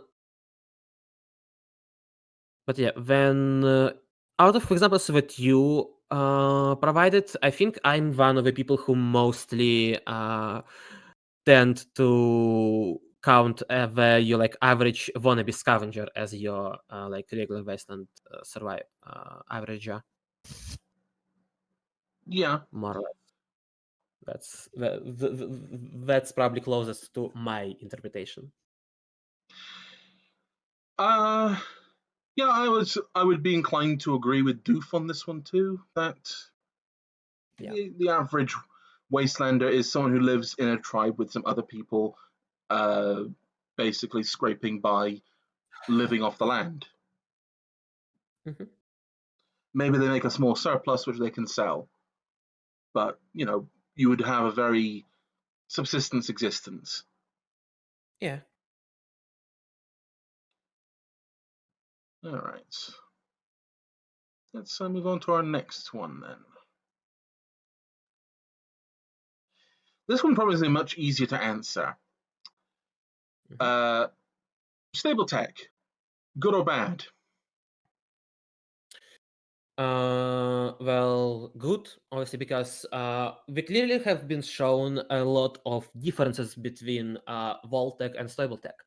The main difference, which at least for me determines why, for example, Vault-Tech was bad and Stable-Tech was good, is that the reason why Stables was fucked in the original Fallout is because Vault-Tech was making experiments. Oh yeah, the Vault-Tech were a bunch of malicious bastards. Yes, exactly. And the reason why Stables was fucked in the MLP universe is because Bronies hadn't followed the instructions of Stable Tech in favor of experiments. Because if you see there is common theme between every stable experiment, then stable tech emphasizes that if experiment begins to be too dangerous for the ponies living in the stable, experiments should be stopped. And that the lives of ponies in the stable are more important than experiment, which is the opposite of what Voltec said to their overseers. And yeah, so stable tech did these experiments, but it also put the lives of ponies over the experiments, and Voltec put experiments over the lives of the stable dwellers. So that's the key difference, and this is why I think that stable tech is actually good as opposed to its origins. So I'm going to play devil's advocate here, because I personally agree that stable tech is a good moral organization compared to its Fallout equivalent. But my counterpoint would be what the rather immoral acts that they were going to do to sometimes members of their own family, because you had Sweetie Belle, Scootaloo, and Apple Bloom were the heads of Stable Tech. They built Stable 1 in Canterlot. Now, they wanted to put all the people who were responsible for the war in that stable. Ostensibly, that would probably include people like Rarity and Twilight and Rainbow Dash, because they are all they're all on Ministry Row, or they should be on Ministry Row if the day would be average. So ostensibly, they would be given places in Stable 1. I'm sure, but because once again we have Applejack, and Applejack was placed in Stable 2, which slightly different. My guess would be like, since it's never like explicitly mentioned that we can only theorize, my guess would be that at least Rainbow Dash would be in some of the Pegasus stable, in the what later became Enclave, and the rest, I mean, I guess Stable Tech know that it's not how it's going to be, because I'm coming from the point that CMC would have not done that to their families, so they should have known that if that happens, the main six either going to be sent into different stables than that one, or by the time, I don't know, they grew so much contempt to the war, etc., so they just didn't care at that point. I mean, that would mean they put a lot of faith into, their ability to warn their relatives not to go into the special vault. Yeah. When all the infrastructure and communication would presumably be scrambled and all manners of messed up. There's also the fact that they intended to have the royals go in there, if I'm not mistaken. Yes, it was mainly for Luna and Celestia. Like that was like the main goal of CMC, to trap Luna and Celestia. The thing is that they're immortals. If that was the case, like the whole thing was supposed to open up after everyone in there was dead. At least the first generation of people were all dead. The door was supposed to open up. But if the royals, who are functionally immortal, are going to go in there, then the thing will never open up. That was the point. Yes, precisely. That was the goal of CMC. I guess it was they view on karmic punishment for the princesses for what as they seen the crimes against pony kind and prolonging this war. So yeah, it was made intentional. Which I would agree with, it's pretty horrible, but I wouldn't say that it's necessarily making the stable tech bad, because once again we have this as the exception of the rule than the general rule. And they do have a motivation behind it. It's not just because, let's do this because it's going to be so much fun, evil, and we're just going to like watch how pony is going to suffer. No, the motivation was that they thought that princesses are to blame for everything that happened. It's their fault for not regulating the conflict and not stopping it, even though they probably could have, at least from CMC's standpoint. So, but is it all entirely their fault? Yeah. I guess from their perspective, it was a proper punishment for making the world what it eventually became. Once again, I can't say that it's necessarily evil or bad. It's fucked up, but I'm just saying that it's not if the whole thing was just to punish those who did wrong, then clearly they're going a bit too far and punishing people who would have had nothing to do with what happened. Yeah, I mean, stables was probably. I mean, again, if you like do the rough estimate, you're probably going to get like the what's face. Stables going to be probably close for like 1 or 2 generations at very least, regardless. So pretty much, once again, the other ponies are going to live and die.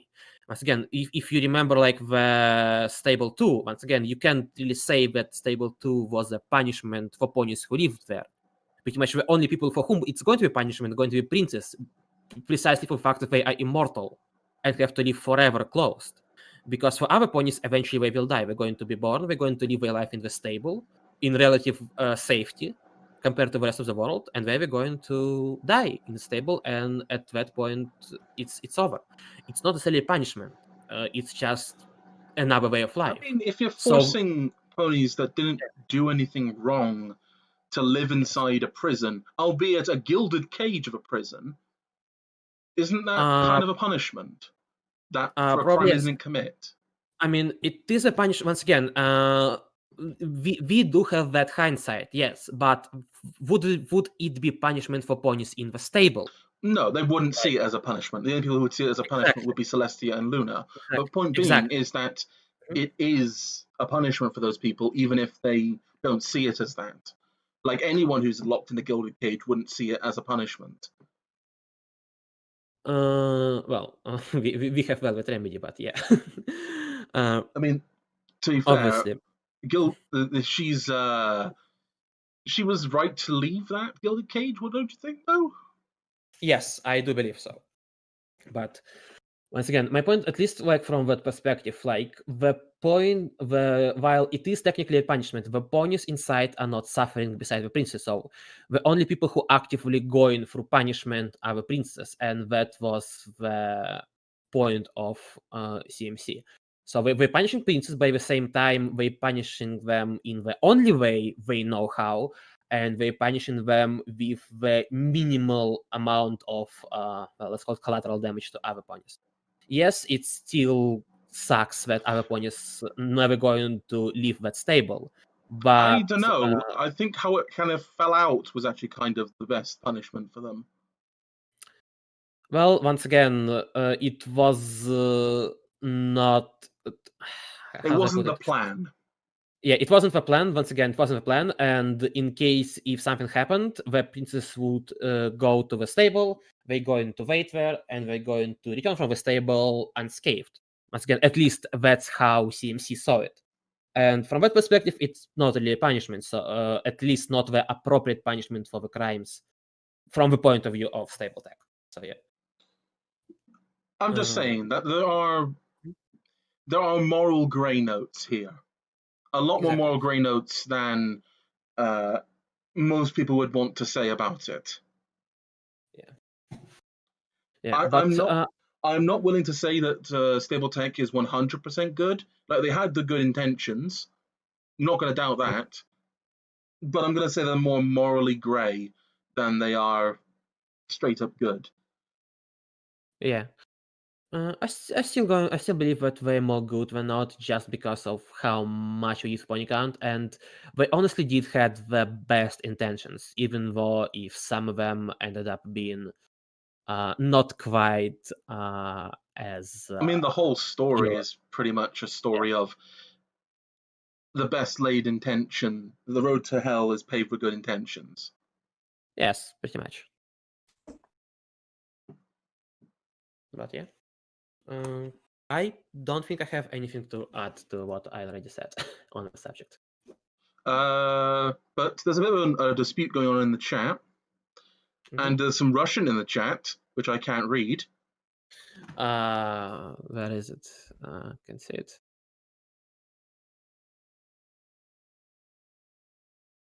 I don't see any Russian myself. Oh That's yeah, fine, it's not blocker. it's somebody forgot to change the language. It's accidental.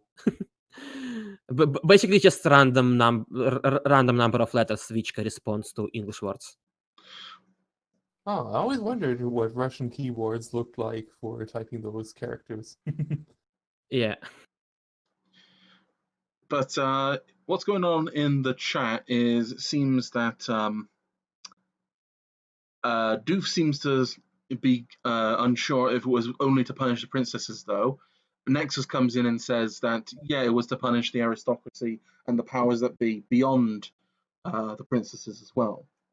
Which I don't disagree with there. I think that is entirely the purpose too, not just to punish the princesses, but to punish the entirety of the power establishment of the time. Yeah. I don't know. Yeah. I think it's. I still think this is mostly the princess because.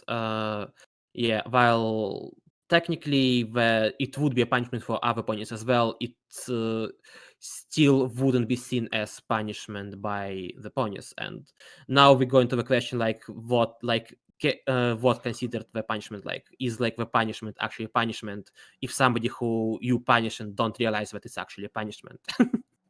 Plus, I So, yeah. mean, if the vault stable, has the resources to sustain that population until it finally arbitrarily decides to release them, why would they even want to go out into that blasted world that no one has rebuilt yet? I don't know, Yeah. like they want to reclaim what was they probably felt was their birthright. This is a land that was theirs. They're now being forced to live inside a bunker in a shadow of their former selves. Mm-hmm. Maybe, but once again, that is we go into like pure headcanon territory because you can't really decisively say what kind of mindset would be ponies had living in said stable, Of and course. what kind of influence Celestia and Luna would have on them, and because providing that stable would work as it originally intended instead of how it actually happened. Yeah. All right, so let's move on to our next question. Yeah. And also, I just remembered one last thing. If I remember correctly, the original point also was for Luna and Celestia originally deciding whether or not they want to prolong that life in the stable or commit suicide and release the ponies in there. And that is kind of like that choice also like as a part of a punishment. Yes, if I remember correctly. But I may be mistaken. That is unfathomably cruel. Yeah, it is cruel, but once again, it's mostly about Luna and Celestia being punished.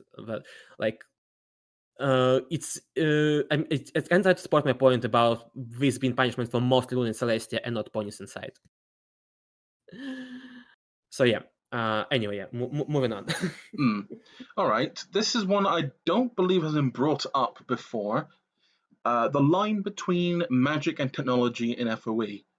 Now, from what we've seen, much of the technology in FOE is down to magic. Like, for example, how robots work is that they're powered by talismans. So they have like a headcanon personally is they use an anti-magic talisman to make a what is it, like Mr. Hoofy's float.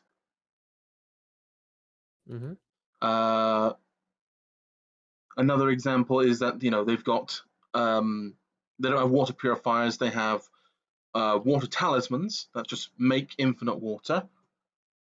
So where does the line begin? Because you clearly do see some technology in FOE, like the defense guns on what's-it-called on Friendship City, and just firearms in general. Like those are just plain up technology. They're not based in magic. I don't know, like, should there be any line? Because once again, we've seen that most of the stuff, at least in MLP, has been fused with magic, etc. Like, why that line needs to be established in the first place. Why don't just have it be completely mixed? Yes, there is some points of there is like some pieces of technology, some pieces of magic, and most of it was made by combining that. Like I don't think that there is necessarily have to be that line, at least in Fallout Equestria universe.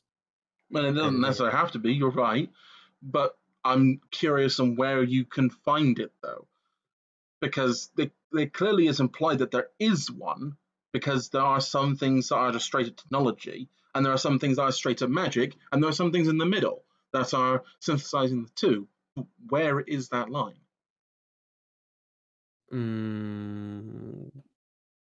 I don't know, honestly, because once again, it's not really explored in the fic itself or in any of the fics.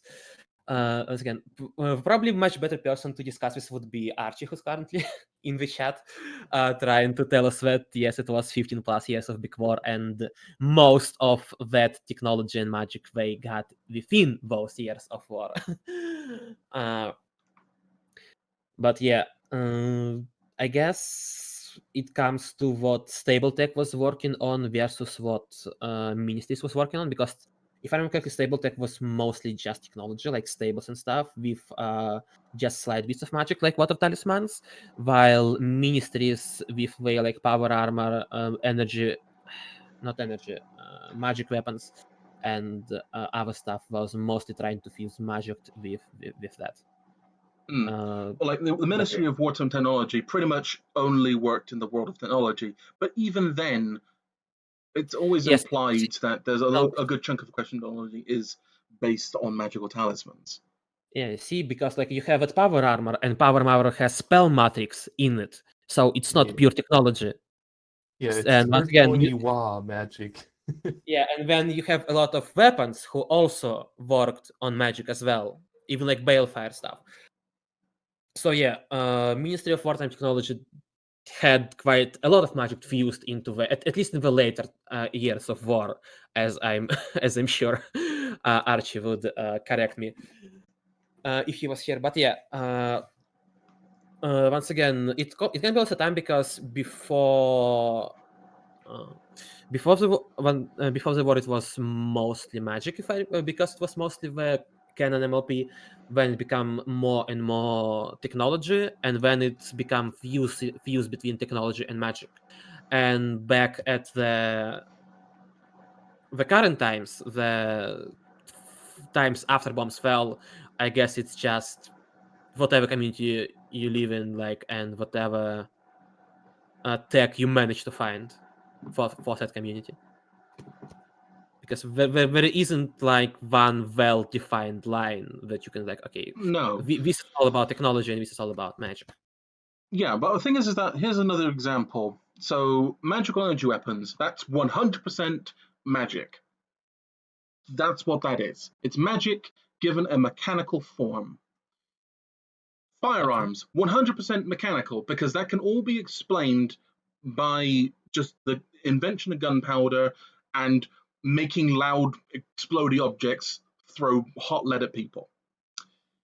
But you also have things like flamethrowers, which you could quite conceivably make magical in essence. That the flamethrower produces flame by using basically a magical fuel. You could also have there's also ghost weapons. That's also implied there. Where does the ghost part come from? Ostensibly magic. Yes, and then you have stuff like the famous Little Peep Zebra rifle, which also has enchantments on it. That is also pretty cool. I've always liked the idea of the enchanted weapons combining modern firearms with older styles of doing extra damage. Well, yeah. There is clearly a line, but it's pretty vague to say the least. Yes, I know, like, considering how close magic and technology was fused even in the canonical world, and especially in like during the war, yeah, I'm not sure if you can like decisively say that this is a line and that's how it works.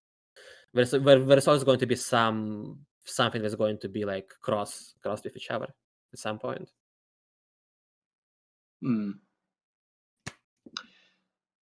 I'll be sure to try and ask some questions of Archie at some point. I would like you on my show at some point, but we'll talk about that at some point in the future. I mean, here's his comment. Empire had advantages in firepower, like in rifles and cannons, but ponies have air force. So there you go. That's also his take on the firearms subject. Yeah. Slav Locker next. Slav Locker is Archie, yes. My good friend, colleague, and the Fallout Equestria writer in Russian. Right. Kind of, yeah, I kind of agree with that, Doof. Yeah, the magic of the MLP universe can allow you to get away with an awful lot of, Fallout kind of technology. Like, for example, this was brought up when we had WAC on, and it was brought up when we had Francium on as well. Pip bucks make an awful lot more sense when you've got magic, because the computing power that you can actually have in a personal computer of that size, if you're going by 50s-esque computing technology, is just no, you are not going to be able to do that. It's not something you can do. Especially with the tiny RAM size that the Pip-Boy gives you on booting up. Like, no, that's magic. No, you only make. Thank you, Magic. You've made our job explaining this shit a whole lot easier because we can hand wave it away. Oof. But yeah, what it was. The joke was is that the Pip buck, 3 tons is what it was. Because that's how much you'd have to need. That's how much you would need to actually have the computing power in 50s era computing. I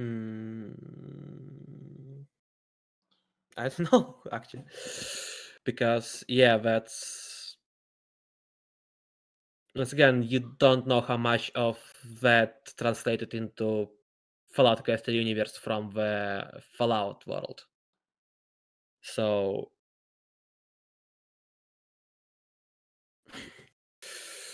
not sure if there is a definite answer one can make about it. But anyway, let's move on to our last question of this segment.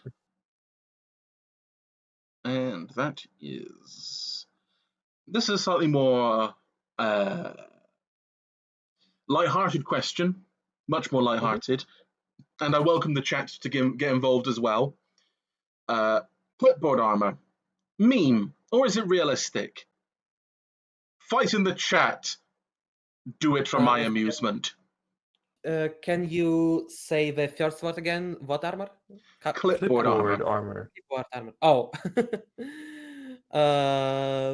Well, I guess it's more of a meme than actually like anything substantial, because well, how is it working?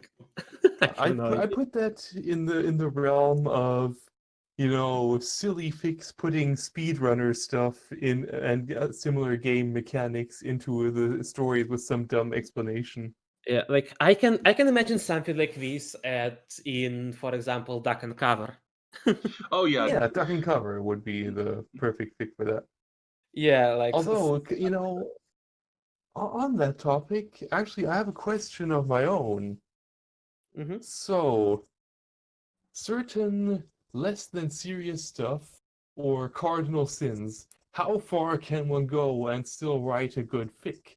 For example, there are fics like Broken Steel, where you have not only direct crossovers with other franchises, namely Command and Conquer, but double whammy in so doing, basically confirming the existence of humans, another major faux pas in fanfiction writing. So I take that you have a whole lot of experience with writers doing that, and how many times do you see it, actually work out, like with Duck and Cover? Honestly, it depends on your own personal skill as a writer, and if you can go as far as you want if you can handle that. For example, one of the major points of contention, at least in the fix, is to have the quote-unquote overpowered characters, which I not really agree, because overpowered is a term which I believe should be locked in the gaming. Since, for example, you can have a character who is like absolutely insane level of power and defeats everyone by his stare. And in this case, as a writer, you need to ask yourself a question. What kind of conflict can I come up with that character that cannot be solved by just brute force? And then you go in from there. And there's quite a lot that you can do with pretty much any type of character, regardless of how powerful they are or how good they are at anything. Same goes with general situation. Like, it isn't as much as like how far you go with silly, insane, or like outlaw situation. Is how far you can incorporate them in your story and make them align with the tone which you go for. So yeah, pretty much it's dependent on the case. Very little people can pull it off, because it does require some amount of skill and practice to know like where is the line for your particular fic, like what is in this particular situation going to be too much, where to stop, etc. But in theory, you can take any situation as insane as it can get, and you can make a good story out of it. But you will have to require also a lot of skill and a lot of time and care in order to properly do so. But there isn't like some sort of line which is like, oh, if you go over like this line, it's taboo, and everything that's over this line is going to be bad storytelling. No, it's going to be dependent on case-by-case basis, regardless of what story are you going for. Is it comedy? Is it drama? Is it, I don't know, maybe like some sort of horror genre? What kind of universe you're working with, what other characters are, what is the main conflict. Are you going for more realistic style of storytelling, or are you going for more of the, just like completely like fantasy, like power fantasy and stuff? Yeah, pretty much you can make work whatever you can make work anything. You just need a lot of time and research in order to do so. That's my main point. Yeah, like Doof also brings up in the chat, a certain dissonance that tends to make the stuff crash. If, for example, the writer simply doesn't quite nail the landing on, making the stuff they insert and the absurdity of inserting it match the tone of the story. Oh yeah, that's the thing with Broken Steel. It plays it entirely straight-faced. Yes, the self-awareness is also one of the key parts when you're doing this. Like, you need to understand that, okay, what I'm doing is insane. I have like this absolutely insane, outworldish idea. How can I make it work? And then you go from there. If you just like, okay, I have an idea, I'm just going to throw it into this story and be done with it, obviously it's not going to be good. But if you get the same idea and in the same story, but you're going to spend time in order to incorporate that idea into that story, the same idea is going to be seen very differently than if you just throw it there without thinking about it too much. Yeah, if you just make it a gimmick, basically. Yeah. So, yeah, I guess the bottom line, it's not about the ideas, it's about the people who are using them. All right. And also an audience question concerning your own contributions between the Anglophone and Russian-speaking parts of the fandom. Doof asks about your translation work on Fall Equestria Frozen Skies. Got some comments on that? Sure. I wouldn't say that I'm necessarily translating Frozen Skies. Like, the translation work I'm currently doing is all the Fallout Questia speak. Frozen Skies, I'm more of a curator and editor than a translator. Mostly it's been translated by our people on our team, the Lucky Worm, who sadly left recently, and yeah, we're currently looking for more people, but and 007, or also known as Dmitry Makrody. These are the main people who do in the translation for Frozen Skies. I'm just edit and usually pick Relentless, who wrote the fic. about like, hey, there is like this and these questions, or like problem stuff that we found in the chapter. Can you please explain how what did you meant by this? How does it work in your chat, in your stories, etc. Those daggum verbose Canadian recon peggers. Pretty much, and it's rather well, like both fics are rather well received, because people like Fallout Equestria in Russian fandom, so they always happy to see more stuff translated. Unfortunately, at least in Frozen Skies, like we completely caught up, but with Frozen Skies, I really would love to do chapters more frequently, but unfortunately, I myself and neither translators can make enough time commitment, at least at that moment, to properly be as productive as we can be. But eventually, I do hope that we will be releasing chapters Frozen Skies a lot more frequently than we currently do. Overall, the work on the translation is very fun. I really enjoy that story, and I hope that by the time when we will be caught up, there will be at least 1 or 2 new chapters. You and me both. Yes. All right then. Well, since we had another commercial break, or rather a small break earlier, I'm going to skip this commercial break and just pocket the ad money without having to pay the ad. And let's move on to our the last part of the show then, which is question and answers from the audience. We have one right now about Viva Little Pip and My Little Sniper. Oh boy. Oh boy. Oh boy. Oh boy. If anyone has any more questions, please ask away. We will answer them. So, you know how that Predator fic I mentioned that it's kind of bad, but entertainingly bad? These are the fics that just bad. Viva Little Peep is both of them written by the odium person in Russian fandom, probably the single most severe case of narcissistic personality disorder I have seen in my life. Oh no. By the name of Hellfire. And oh boy, where do I even begin with him? Yeah, just the username tells you this is going places. Yeah, pretty much like I can spend the whole show just talking about him and his stories, because I unfortunately I haven't read Viva Little Bit myself, because fuck that, I'm not going to. But there is a funny story I would like to tell about that, because this is going places. It's kind of not college places, but it's going places. That's going to get pretty spicy.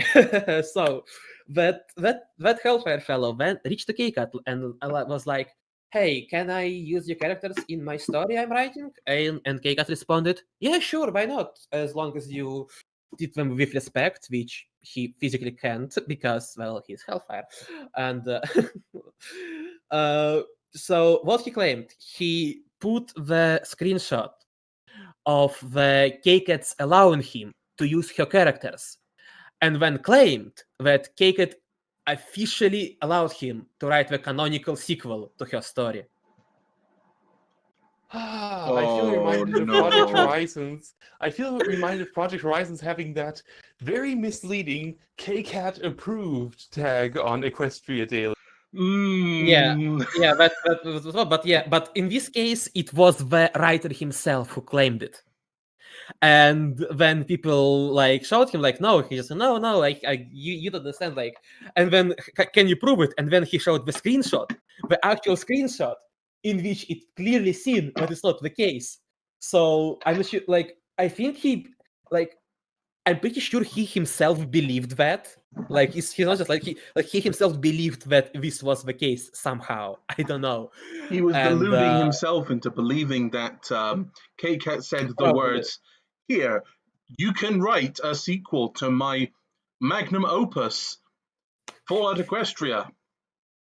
Yes, and for a very long time, I think then he kind of like decided to get back on that claim eventually, but for a pretty long time he was stating everywhere that, hey, I'm writing the canonical sequel to Fallout Equestria in Russian with Kiket's permission. Sure mate, if you say so. Oh boy, yeah, that's I think by that situation alone you can guess what it is. And My Little Sniper is the story I have more experience with. In fact, we're currently torturing some of our friends in the book club while reading that story out loud in the late night / morning for us times, who not familiar with. And that is one of his first big stories, and he, despite being constantly proven how terrible it is, he's still trying to claim that nobody understands it and that it's good because it has a lot of likes on Figbook. So it's definitely good. Just It's because a not lot of people positive. like your story, don't make it good. It just means that people like the particular shit pie you're serving. Yes, and the main character, pretty much it's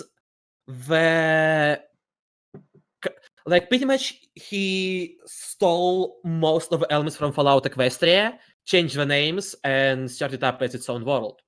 But with its own flavor. It's not like completely plagiarized. For example, the main character is a zebra by the name of, drumroll, Twilight Sparkle Black. Oh no. What? Yikes. Then we have Flying Strike Fury, the Griffon, Fang of Terror, who died pretty fast. And there is also a bad pony by the name of Dark Shining Armor. Pretty creative. Oh no. Pretty creative, wouldn't you find? This Yeah, is getting bad. Yes, and later on it's been there is also like this like weird mutant object 504, which originally was human in Equestria, when it was retconned to be some sort of mutant, and then it was retconned again into being some sort of mix of dragon and changeling, I guess. What? Wow, he And- pussied out of staying with the human Equestria. Come on, man! If you're He gonna double if you're gonna pussied jump in out. that He was pool, like- Yes, and also this is an OC of one of his co-writers. So Oh there you no. go. And which is pretty funny because eventually they parted ways with his co-writers, and they have a literature duel for the right of owning the My Little Sniper universe. You can't make this shit up. I They wish to actually- die. Please let me die. Okay, the funny thing is that our writer, Object 504, won the duel.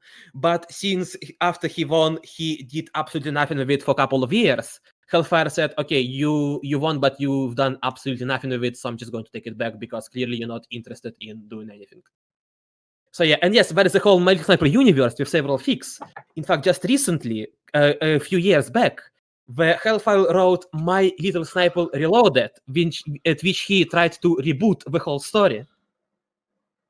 And it's just as bad as it was before, because for the about, I believe, 7 years or 6 or 7 years he was writing, he hadn't progressed even in the slightest. Like, he at the same shitty level of writing he was when he started. And once again, I even just began to describe all the awfulness of They the story. fought Not for the insane, right just- to own this garbage. Yeah, just like pure sheer like awfulness.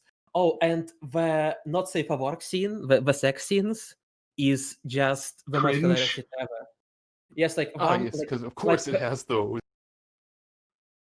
like one of the line was like, he sits standing, and it makes as much sense in Russian as it does in English. He's extending. He sit standing. He sits standing.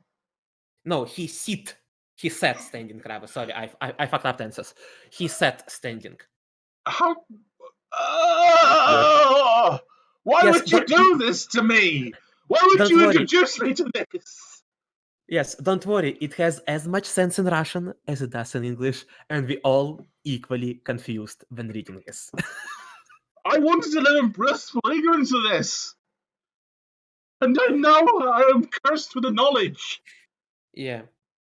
Also, there is like an insanely detailed description of guns, and unfortunately, I lack gun terminology in English to properly translate them for the best of everyone's sanity in the call and in the audience. But the gun descriptions are some of the most stupidest shit I've seen. I imagine they're kind of the most self-indulgent shite I've ever heard. Yes, Yeah, and some of the it most belongs on incompetent as well. Yeah. Yeah. Yeah, sorry. I was just going to say, along with humans in Equestria, sort of detailed gun descriptions are just sort of on a bingo chart of things that are pretty bad signs if you're just entering into a fic. Yeah, for example, another example, like he was describing in like I believe it was first or second chapter when his main character Twilight Sparkle Black was getting her possessions in the back, and when he decided to list all 15 or so items separately in one sentence, one after another, that she was taking. No! It was just like one long paragraph. So he's like he take like weapon, additional armor, candles, I don't know what else, food, like that food, this food. So it's just like this long sentence which was just like listing the things she was taking into her bag. What? I don't want to know, but I'm now morbidly curious. What is the yellow liquid? That is a special liquid the main character dips her armor in, which makes that armor effective against night beasts. What? Yes, he has a special liquid, and because night beasts are very hard to kill, so in order for the armor to be effective, you need to dip that before loading ammunition in the gun. You need to dip it in that yellow liquid, which me and my friends who reading this fic for shit and giggles jokingly named Celestia's Peace. Now, I want to point out this. This is a thing that was also in Project Horizons. They also had a bottle of liquid sunlight. But yeah, it's not quite as to the level of Hellfire though, because yeah. But yeah, it's Jarati. Oh boy. Yeah, there was small stuff. Yeah, when there was Jesus Christ. Oh yeah, when we have the fleet carrier by the name Luna, which has the ruler of that carrier by the name Brezhnev. And it's literal personification of Brezhnev, if you know that name. I wouldn't know. The Brezhnev World War is II one officer or something? No, it's not World. It's one of the late Soviet Union general secretaries. Ah. Vladimir.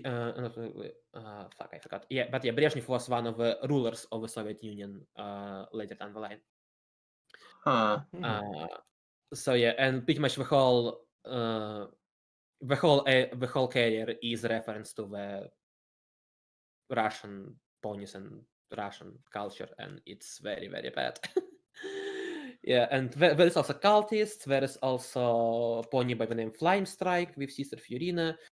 There is main bad guy by the name of Prince Maxwell, who was also like the nephew of Celestia.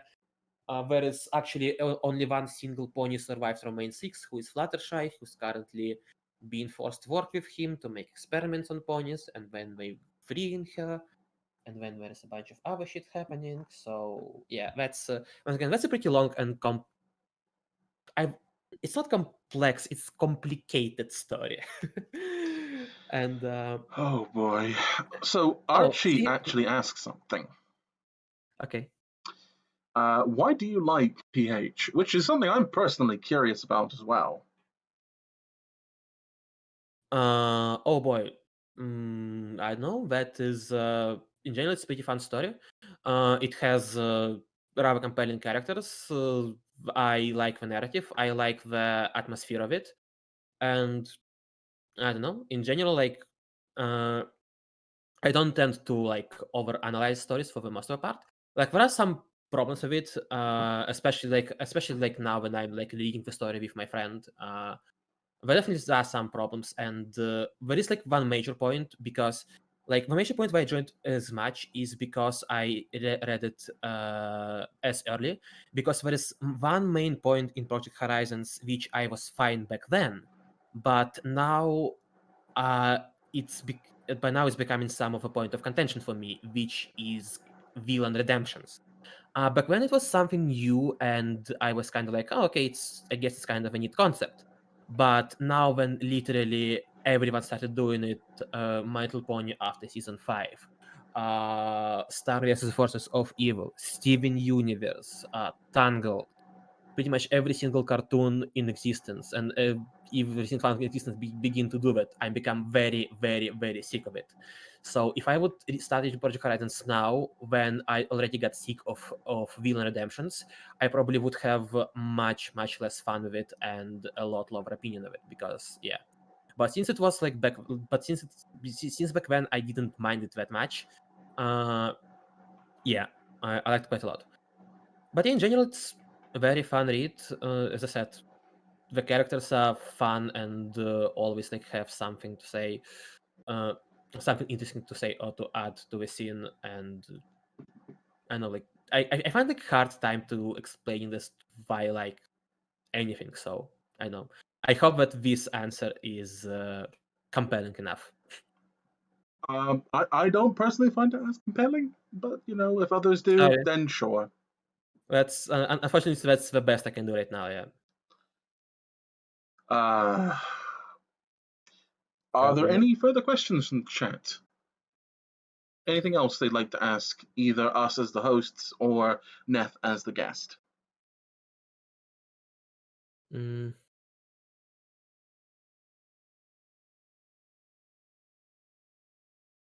Yes, no, maybe. Doesn't seem like it. But yeah, Archie will talk later about PH. I'm sure you will. Opinions on Raiders. Who is that directed at? Doof. Is that directed at Neth or us as the hosts? On Raiders.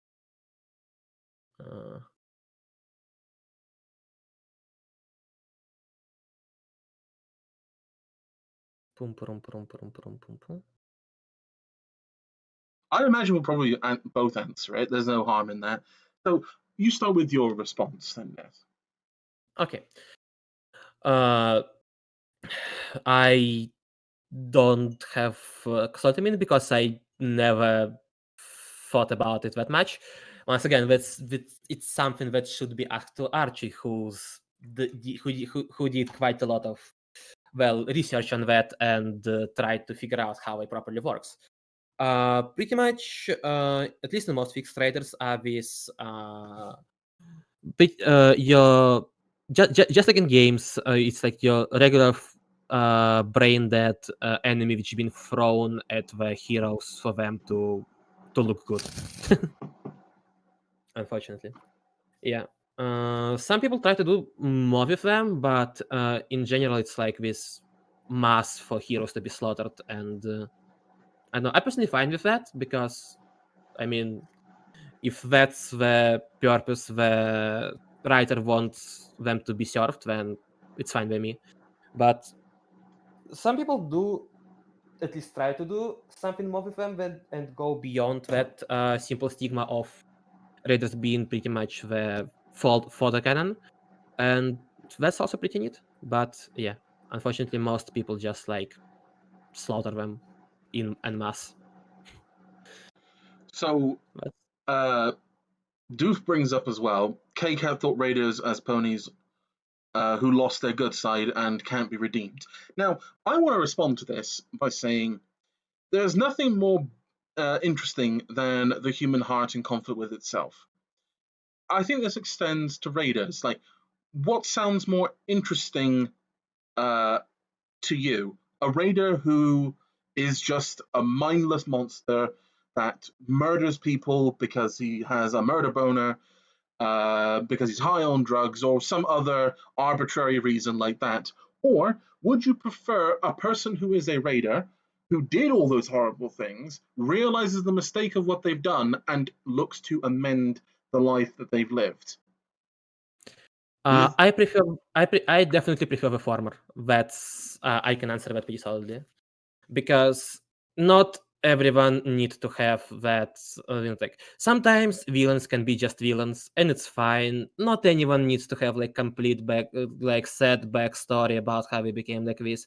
Not everyone should have these like complex morals and then seek redemption. Sometimes people just can't, and it's fine. That's true, and there are people who are just cunts, but I want to also point out that I like to know the reason why people are cunts. Like, sure, you can have pretty simplistic reasons. There's nothing wrong with that in storytelling. I'm interested, though, in potentially having raiders that have more reasons for why they're bastards. Because if you are a bastard that does bastardy things for bastardy reasons, but you got there for the best of intentions, now I find that kind of interesting. See, like I I also honest. see. Sorry, I also go want, ahead. yeah, I also want interesting, but my main problem that trope is way overdone lately, because literally almost every single villain I've seen in the past years goes by that stigma. But yes, this is like very evil person, but and then there goes some either sad backstory or some trying to morally justify it somehow, etc. And it's just been so overdone that I'm just like, okay, can you please give me just people who just evil? You know, people points. Oh, that They actually just evil, reminds me. please. Yeah, That actually reminds me. yeah. Before you can say your thing, BG. Yeah. They actually had a Russian fella in Fallout 76 Wastelanders called Lev. And he is just a bastard-coated bastard of bastard filling.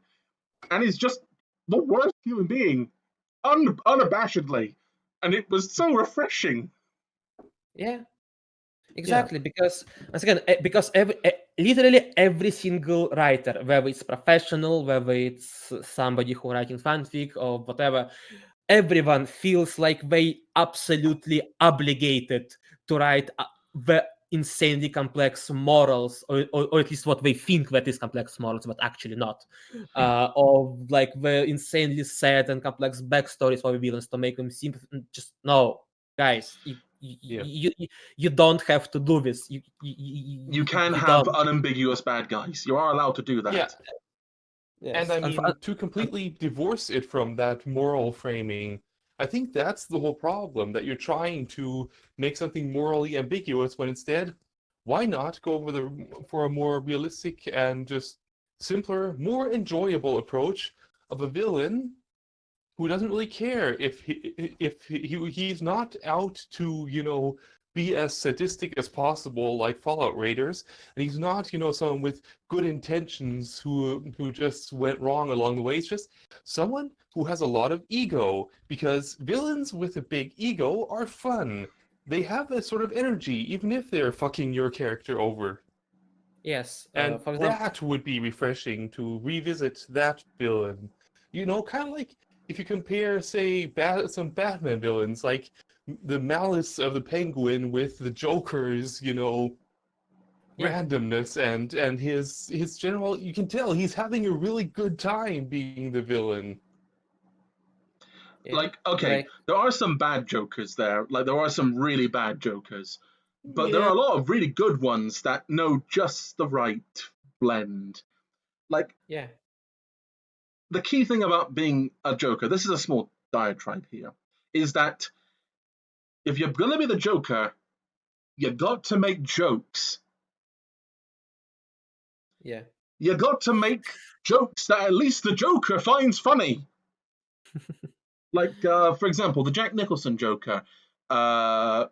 When we dance in the pale moonlight, you never touch another man's rhubarb. He finds that funny. He finds that fucking hilarious. It's a joke that the Joker makes. No one else finds it funny. But that's the point. The Joker has to make jokes. Unlike, say, Jared Leto's Joker, which made no fucking jokes. Yeah, I'm having flashbacks to some of the fanfics. I've been judging as a judge on the fanfic contest we ran last year. Never mind. Sorry. Yeah. But So yeah, sorry, Beecher, you actually wanted to say something. yeah, I mean, so yeah, don't be afraid to, skirt close to the 80s and 90s, villain stereotype of the guy who's a jerk simply because he has a big ego. Period. Some people simply are that way, that they chase their egos. And that's human, that's normal, and that's a perfectly believable villain. And Some maybe people, yeah. it got stale in the late 90s, but now with villain redemption sort of wearing off, that could make a comeback for all we know. Yeah, and that's again, let's say John Weil too said Raiders are bad because people needs unequivocally bad guys. I can spell bad guys to kill, and unequivocal bad people to kill. Yeah, and there is nothing wrong with that. Yes, that's a perfectly legitimate reason to have raiders like this in your story. Because I'm gonna say something that's probably gonna upset Archie, and something that is gonna be in defense of PH. I actually like the characterization of the raiders in PH. Now, there are raiders there that are mindless brutes, and that's cool. There is a reason given for why they are that way. It's because they've got mad cow disease. Because that's what it is. It's equine spongiform encephalopathy. But most of the raiders are complicated tribes of individuals that have their own desires and tribal kind of culture around them that do certain things for certain reasons. Now, I liked that characterization. So I really liked that they had both morally unforgivable raiders and give a reason for why they're that way, and more morally ambiguous raiders and why they are that way too. That was pretty cool. You need to meet Dogs of War. Yeah. Now, if you ever translate your fic into English, Archie, I'm sure. But now, before I continue, I still think the raiders in Project Horizons are bad and are objectively the worst people in that region, because they are still making the region worse for really selfish reasons. Yes, it's better than it was with Big Daddy in charge, but it still ain't good, because fundamentally they're raiders. They don't make anything. They don't provide anything. They're basically parasites on society. If they were protecting something, actually offering a service and getting paid for that, then you couldn't say that they're parasites. But they're not doing that. They're just taking either from other raiders, which is normal, or they're taking from folk and offering nothing. Because either way, it's coming off the back of someone who actually did the work. And the fic goes out of its way to try and portray the raiders as good. And I'm not a big particular fan of that. Does it though? It does, though. It portrays them as, these are the best people to run the region, because they end up running the region. I mean, if they ended up running the region, doesn't necessarily mean that they are the best to do so. It just means that they happened to run the region. There is no direct correlation between being best and actually doing something.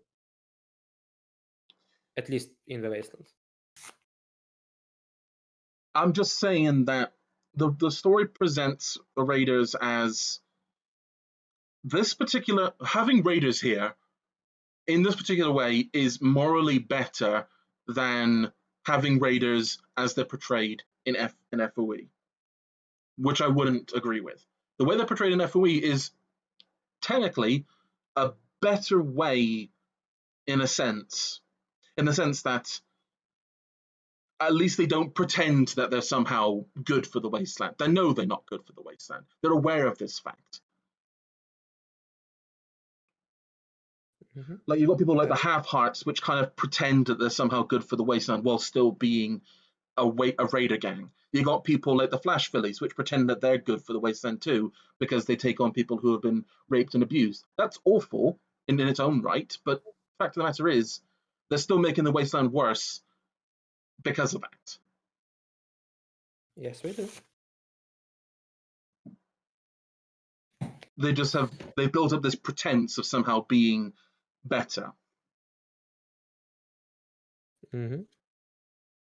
And Doof saying that he thought of Geese of Chaos because it's like a story of a raider who seeks redemption. I don't know. That's precisely the reason why I don't want to read the story. Yeah, I don't listen to K-Cat's particular moral reductionism with people like Raiders. Characters and people are complicated and are multifaceted. They don't just do bad things because they're just innately bad. They do bad things because of reasons and circumstance and materials, and the material circumstance. They're not just evil for the sake of being evil. Mm-hmm. I mean, some people do, but that's more of an Well, some exception. people are bastards. That's fair enough. Yeah. But the material circumstance is that there are reasons behind their bastardness. Yeah.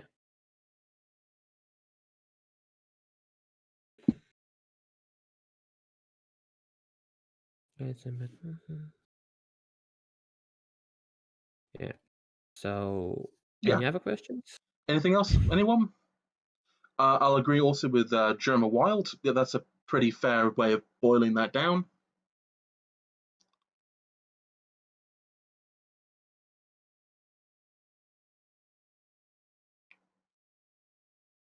Let's give him a minute or two. Mm-hmm. Ooh, Archie has something he wants to say. Didn't sound like it on the radio. I mean, it's up to you, my man. Sure, I don't mind. But yeah, we'll talk about it later down the line. One question on whether you have read Viva Las Pegasus. I have not. I have not. Any of you? Of course. Nexus also suggests that being a Zeeb, that we talk about Zeebs. But no, yes. I have not read Viva Las Pegasus. Talk about zebras. About zebras. There is an interesting fic about a zebra who grew up in the Ponylands and has a bit of has sort of two issues with being a zebra. The first being, being stereotyped and, prejudiced against by the ponies. And the second being not fitting in with the homeland zebras because she's basically a pony in all her mannerisms. That being Fall Equestria Dead End, the anger zeb. Yeah. Yeah, pretty much I don't have much to say beyond what's already have been said in Homelands and Dead End. So yeah. Unfortunately, the original story didn't explore the zebras nearly as much as it probably could have. Yeah. And yeah. Other than that, there is once again the only two fics that did at least something with zebras and zebra culture that I know of is Homelands and Dead End, which is not that much to go off of. Archie has two lections about zebras. We can have those lectures about Zeebs in the future, please. Let's not spend the rest of our lifetimes having that discussion today, okay? Yes. Do I smell a future double feature with a Return of Wandering Zeeb? Oh yes, I smell that shit. I smell that shit coming a mile away. Yeah, maybe. I can imagine it. The Great Zeeb Concordat, where we bring on Nexus, Archie, and the Wandering Zeeb to all talk about Zeebs. Sure. Yeah. Then you also will need another friend from our radio who is the ultimate zebra apologist and zebra expert, who consults everyone, including Archie, on zebra lore and how it works. So yeah. But yeah, okay, that's another discussion, yeah, because there is a lot that can be said about zebras by those people. Indeed. Question about Archie, which I believe is related to a conversation that's recently been had by him, partially myself, and I believe it was basically some other people. I can't remember all the names. I'm sorry.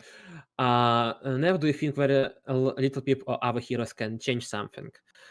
I do believe that they can, but I also remember the point. I also remember and agree with the point that you made back then, which I'm going to try to reiterate. That while Little Pip, Blackjack, and other heroes changed the world, they didn't change the ponies themselves. So ultimately, the Wasteland eventually going to give me a second. Yeah, ultimately the Wasteland eventually might return back to what it was before. However, I don't agree entirely, because you also said that eventually Little Peep going to become pretty much another die because she's going to be corrupted, which is not necessarily true. And yeah. What? Neth is So here while in my mean so yeah, dungeon. so yeah, while I do agree that while Little Peep and other heroes like Little Peep failed to change the ponies as opposed to the Puppy Smiles, but at the same time, I don't think that the Wasteland necessarily will go to the way it was before them, just because the way how Little Peep changed the world is significant enough, so the ponies around the world are going to be changed as a result. So actually, this was brought up on the last time we had a guest on, Raven. He was somewhat perturbed by the idea of it took 200 years to make any substantial progress to rebuilding the Wasteland. I countered him with this is kind of part of how ponies are in this universe. So all of their problems in the past were solved by great heroic figures or groups of heroic figures, and all of the ills of the past were caused by great villainous figures. So, for example, you got Nightmare Moon, great villainous figure, tried to bring about an eternal night, defeated first by Celestia, a heroic figure, and then later redeemed by the main six, which are a collection of legendary figures. You got Discord, legendary villainous figure, defeated by Luna and Celestia. Same with Sombra. They were defeated by Luna and Celestia. All of the ponies require heroic figures to point them in the right direction to fix things if things are wrong, and villainous figures to damage them. We can see that in FOE too.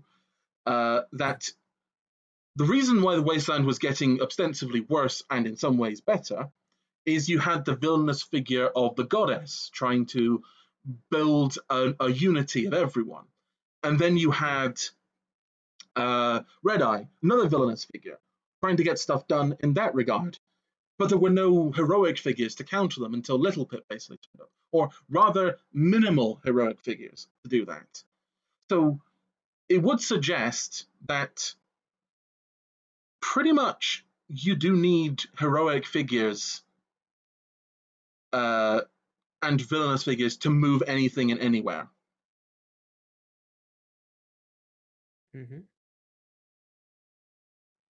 I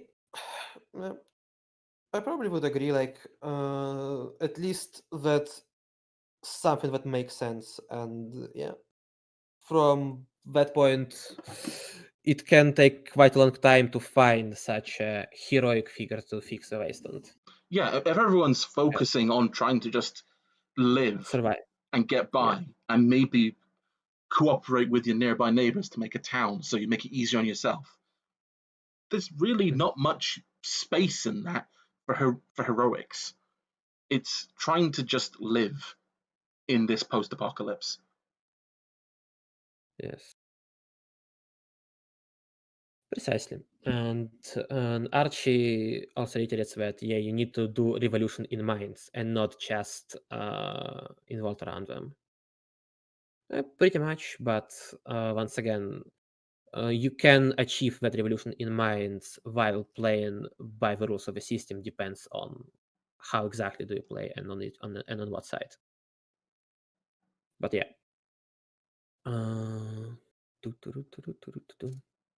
Any more questions? I think we're coming to the end, but let's see if there's anything else that comes up. Okay. Let's give people a minute. So far, though, this has been really good. This has been the most viewer interaction we've had in a while. Yay. So I am pleased, I implore you, as the shameless shill that I am, come back, please. Well, who knows? Okay, that's an interesting question.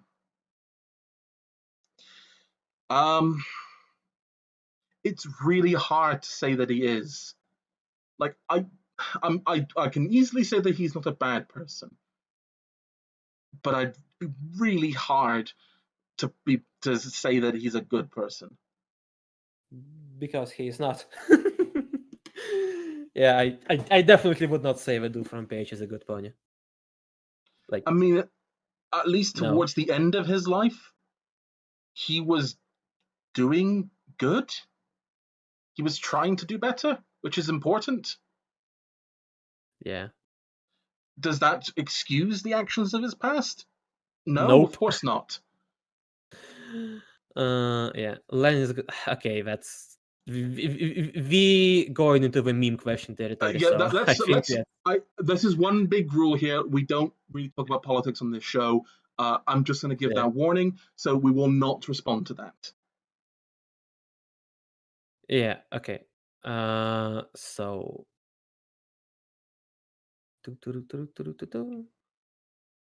I think we can wrap this up. Yeah, I can think we can wrap this up today. So, I know it's a Russian meme, but it's also a slightly political meme. Yeah. But let's please be moving on. I just realized what Anchi was referencing. Yeah. Oh boy. Jesus Christ. No. It's not political. Don't worry. Yeah. Please continue. Nexus brings up in a private message to me. He wants to talk about the yellow liquid again. Oh boy. What about yellow liquid? Why? Our message was over a half an hour ago. Never mind. Yeah, it's F. All right, then let's wrap this up then. So this has been Post Apoc Horse Talk with your hosts Galantagious and my co-host BG. And until our guest tonight has been Nethlarion. And until next time, keep your eyes trained and your gun in its holster, because you never know what the wasteland brings. And have a good night.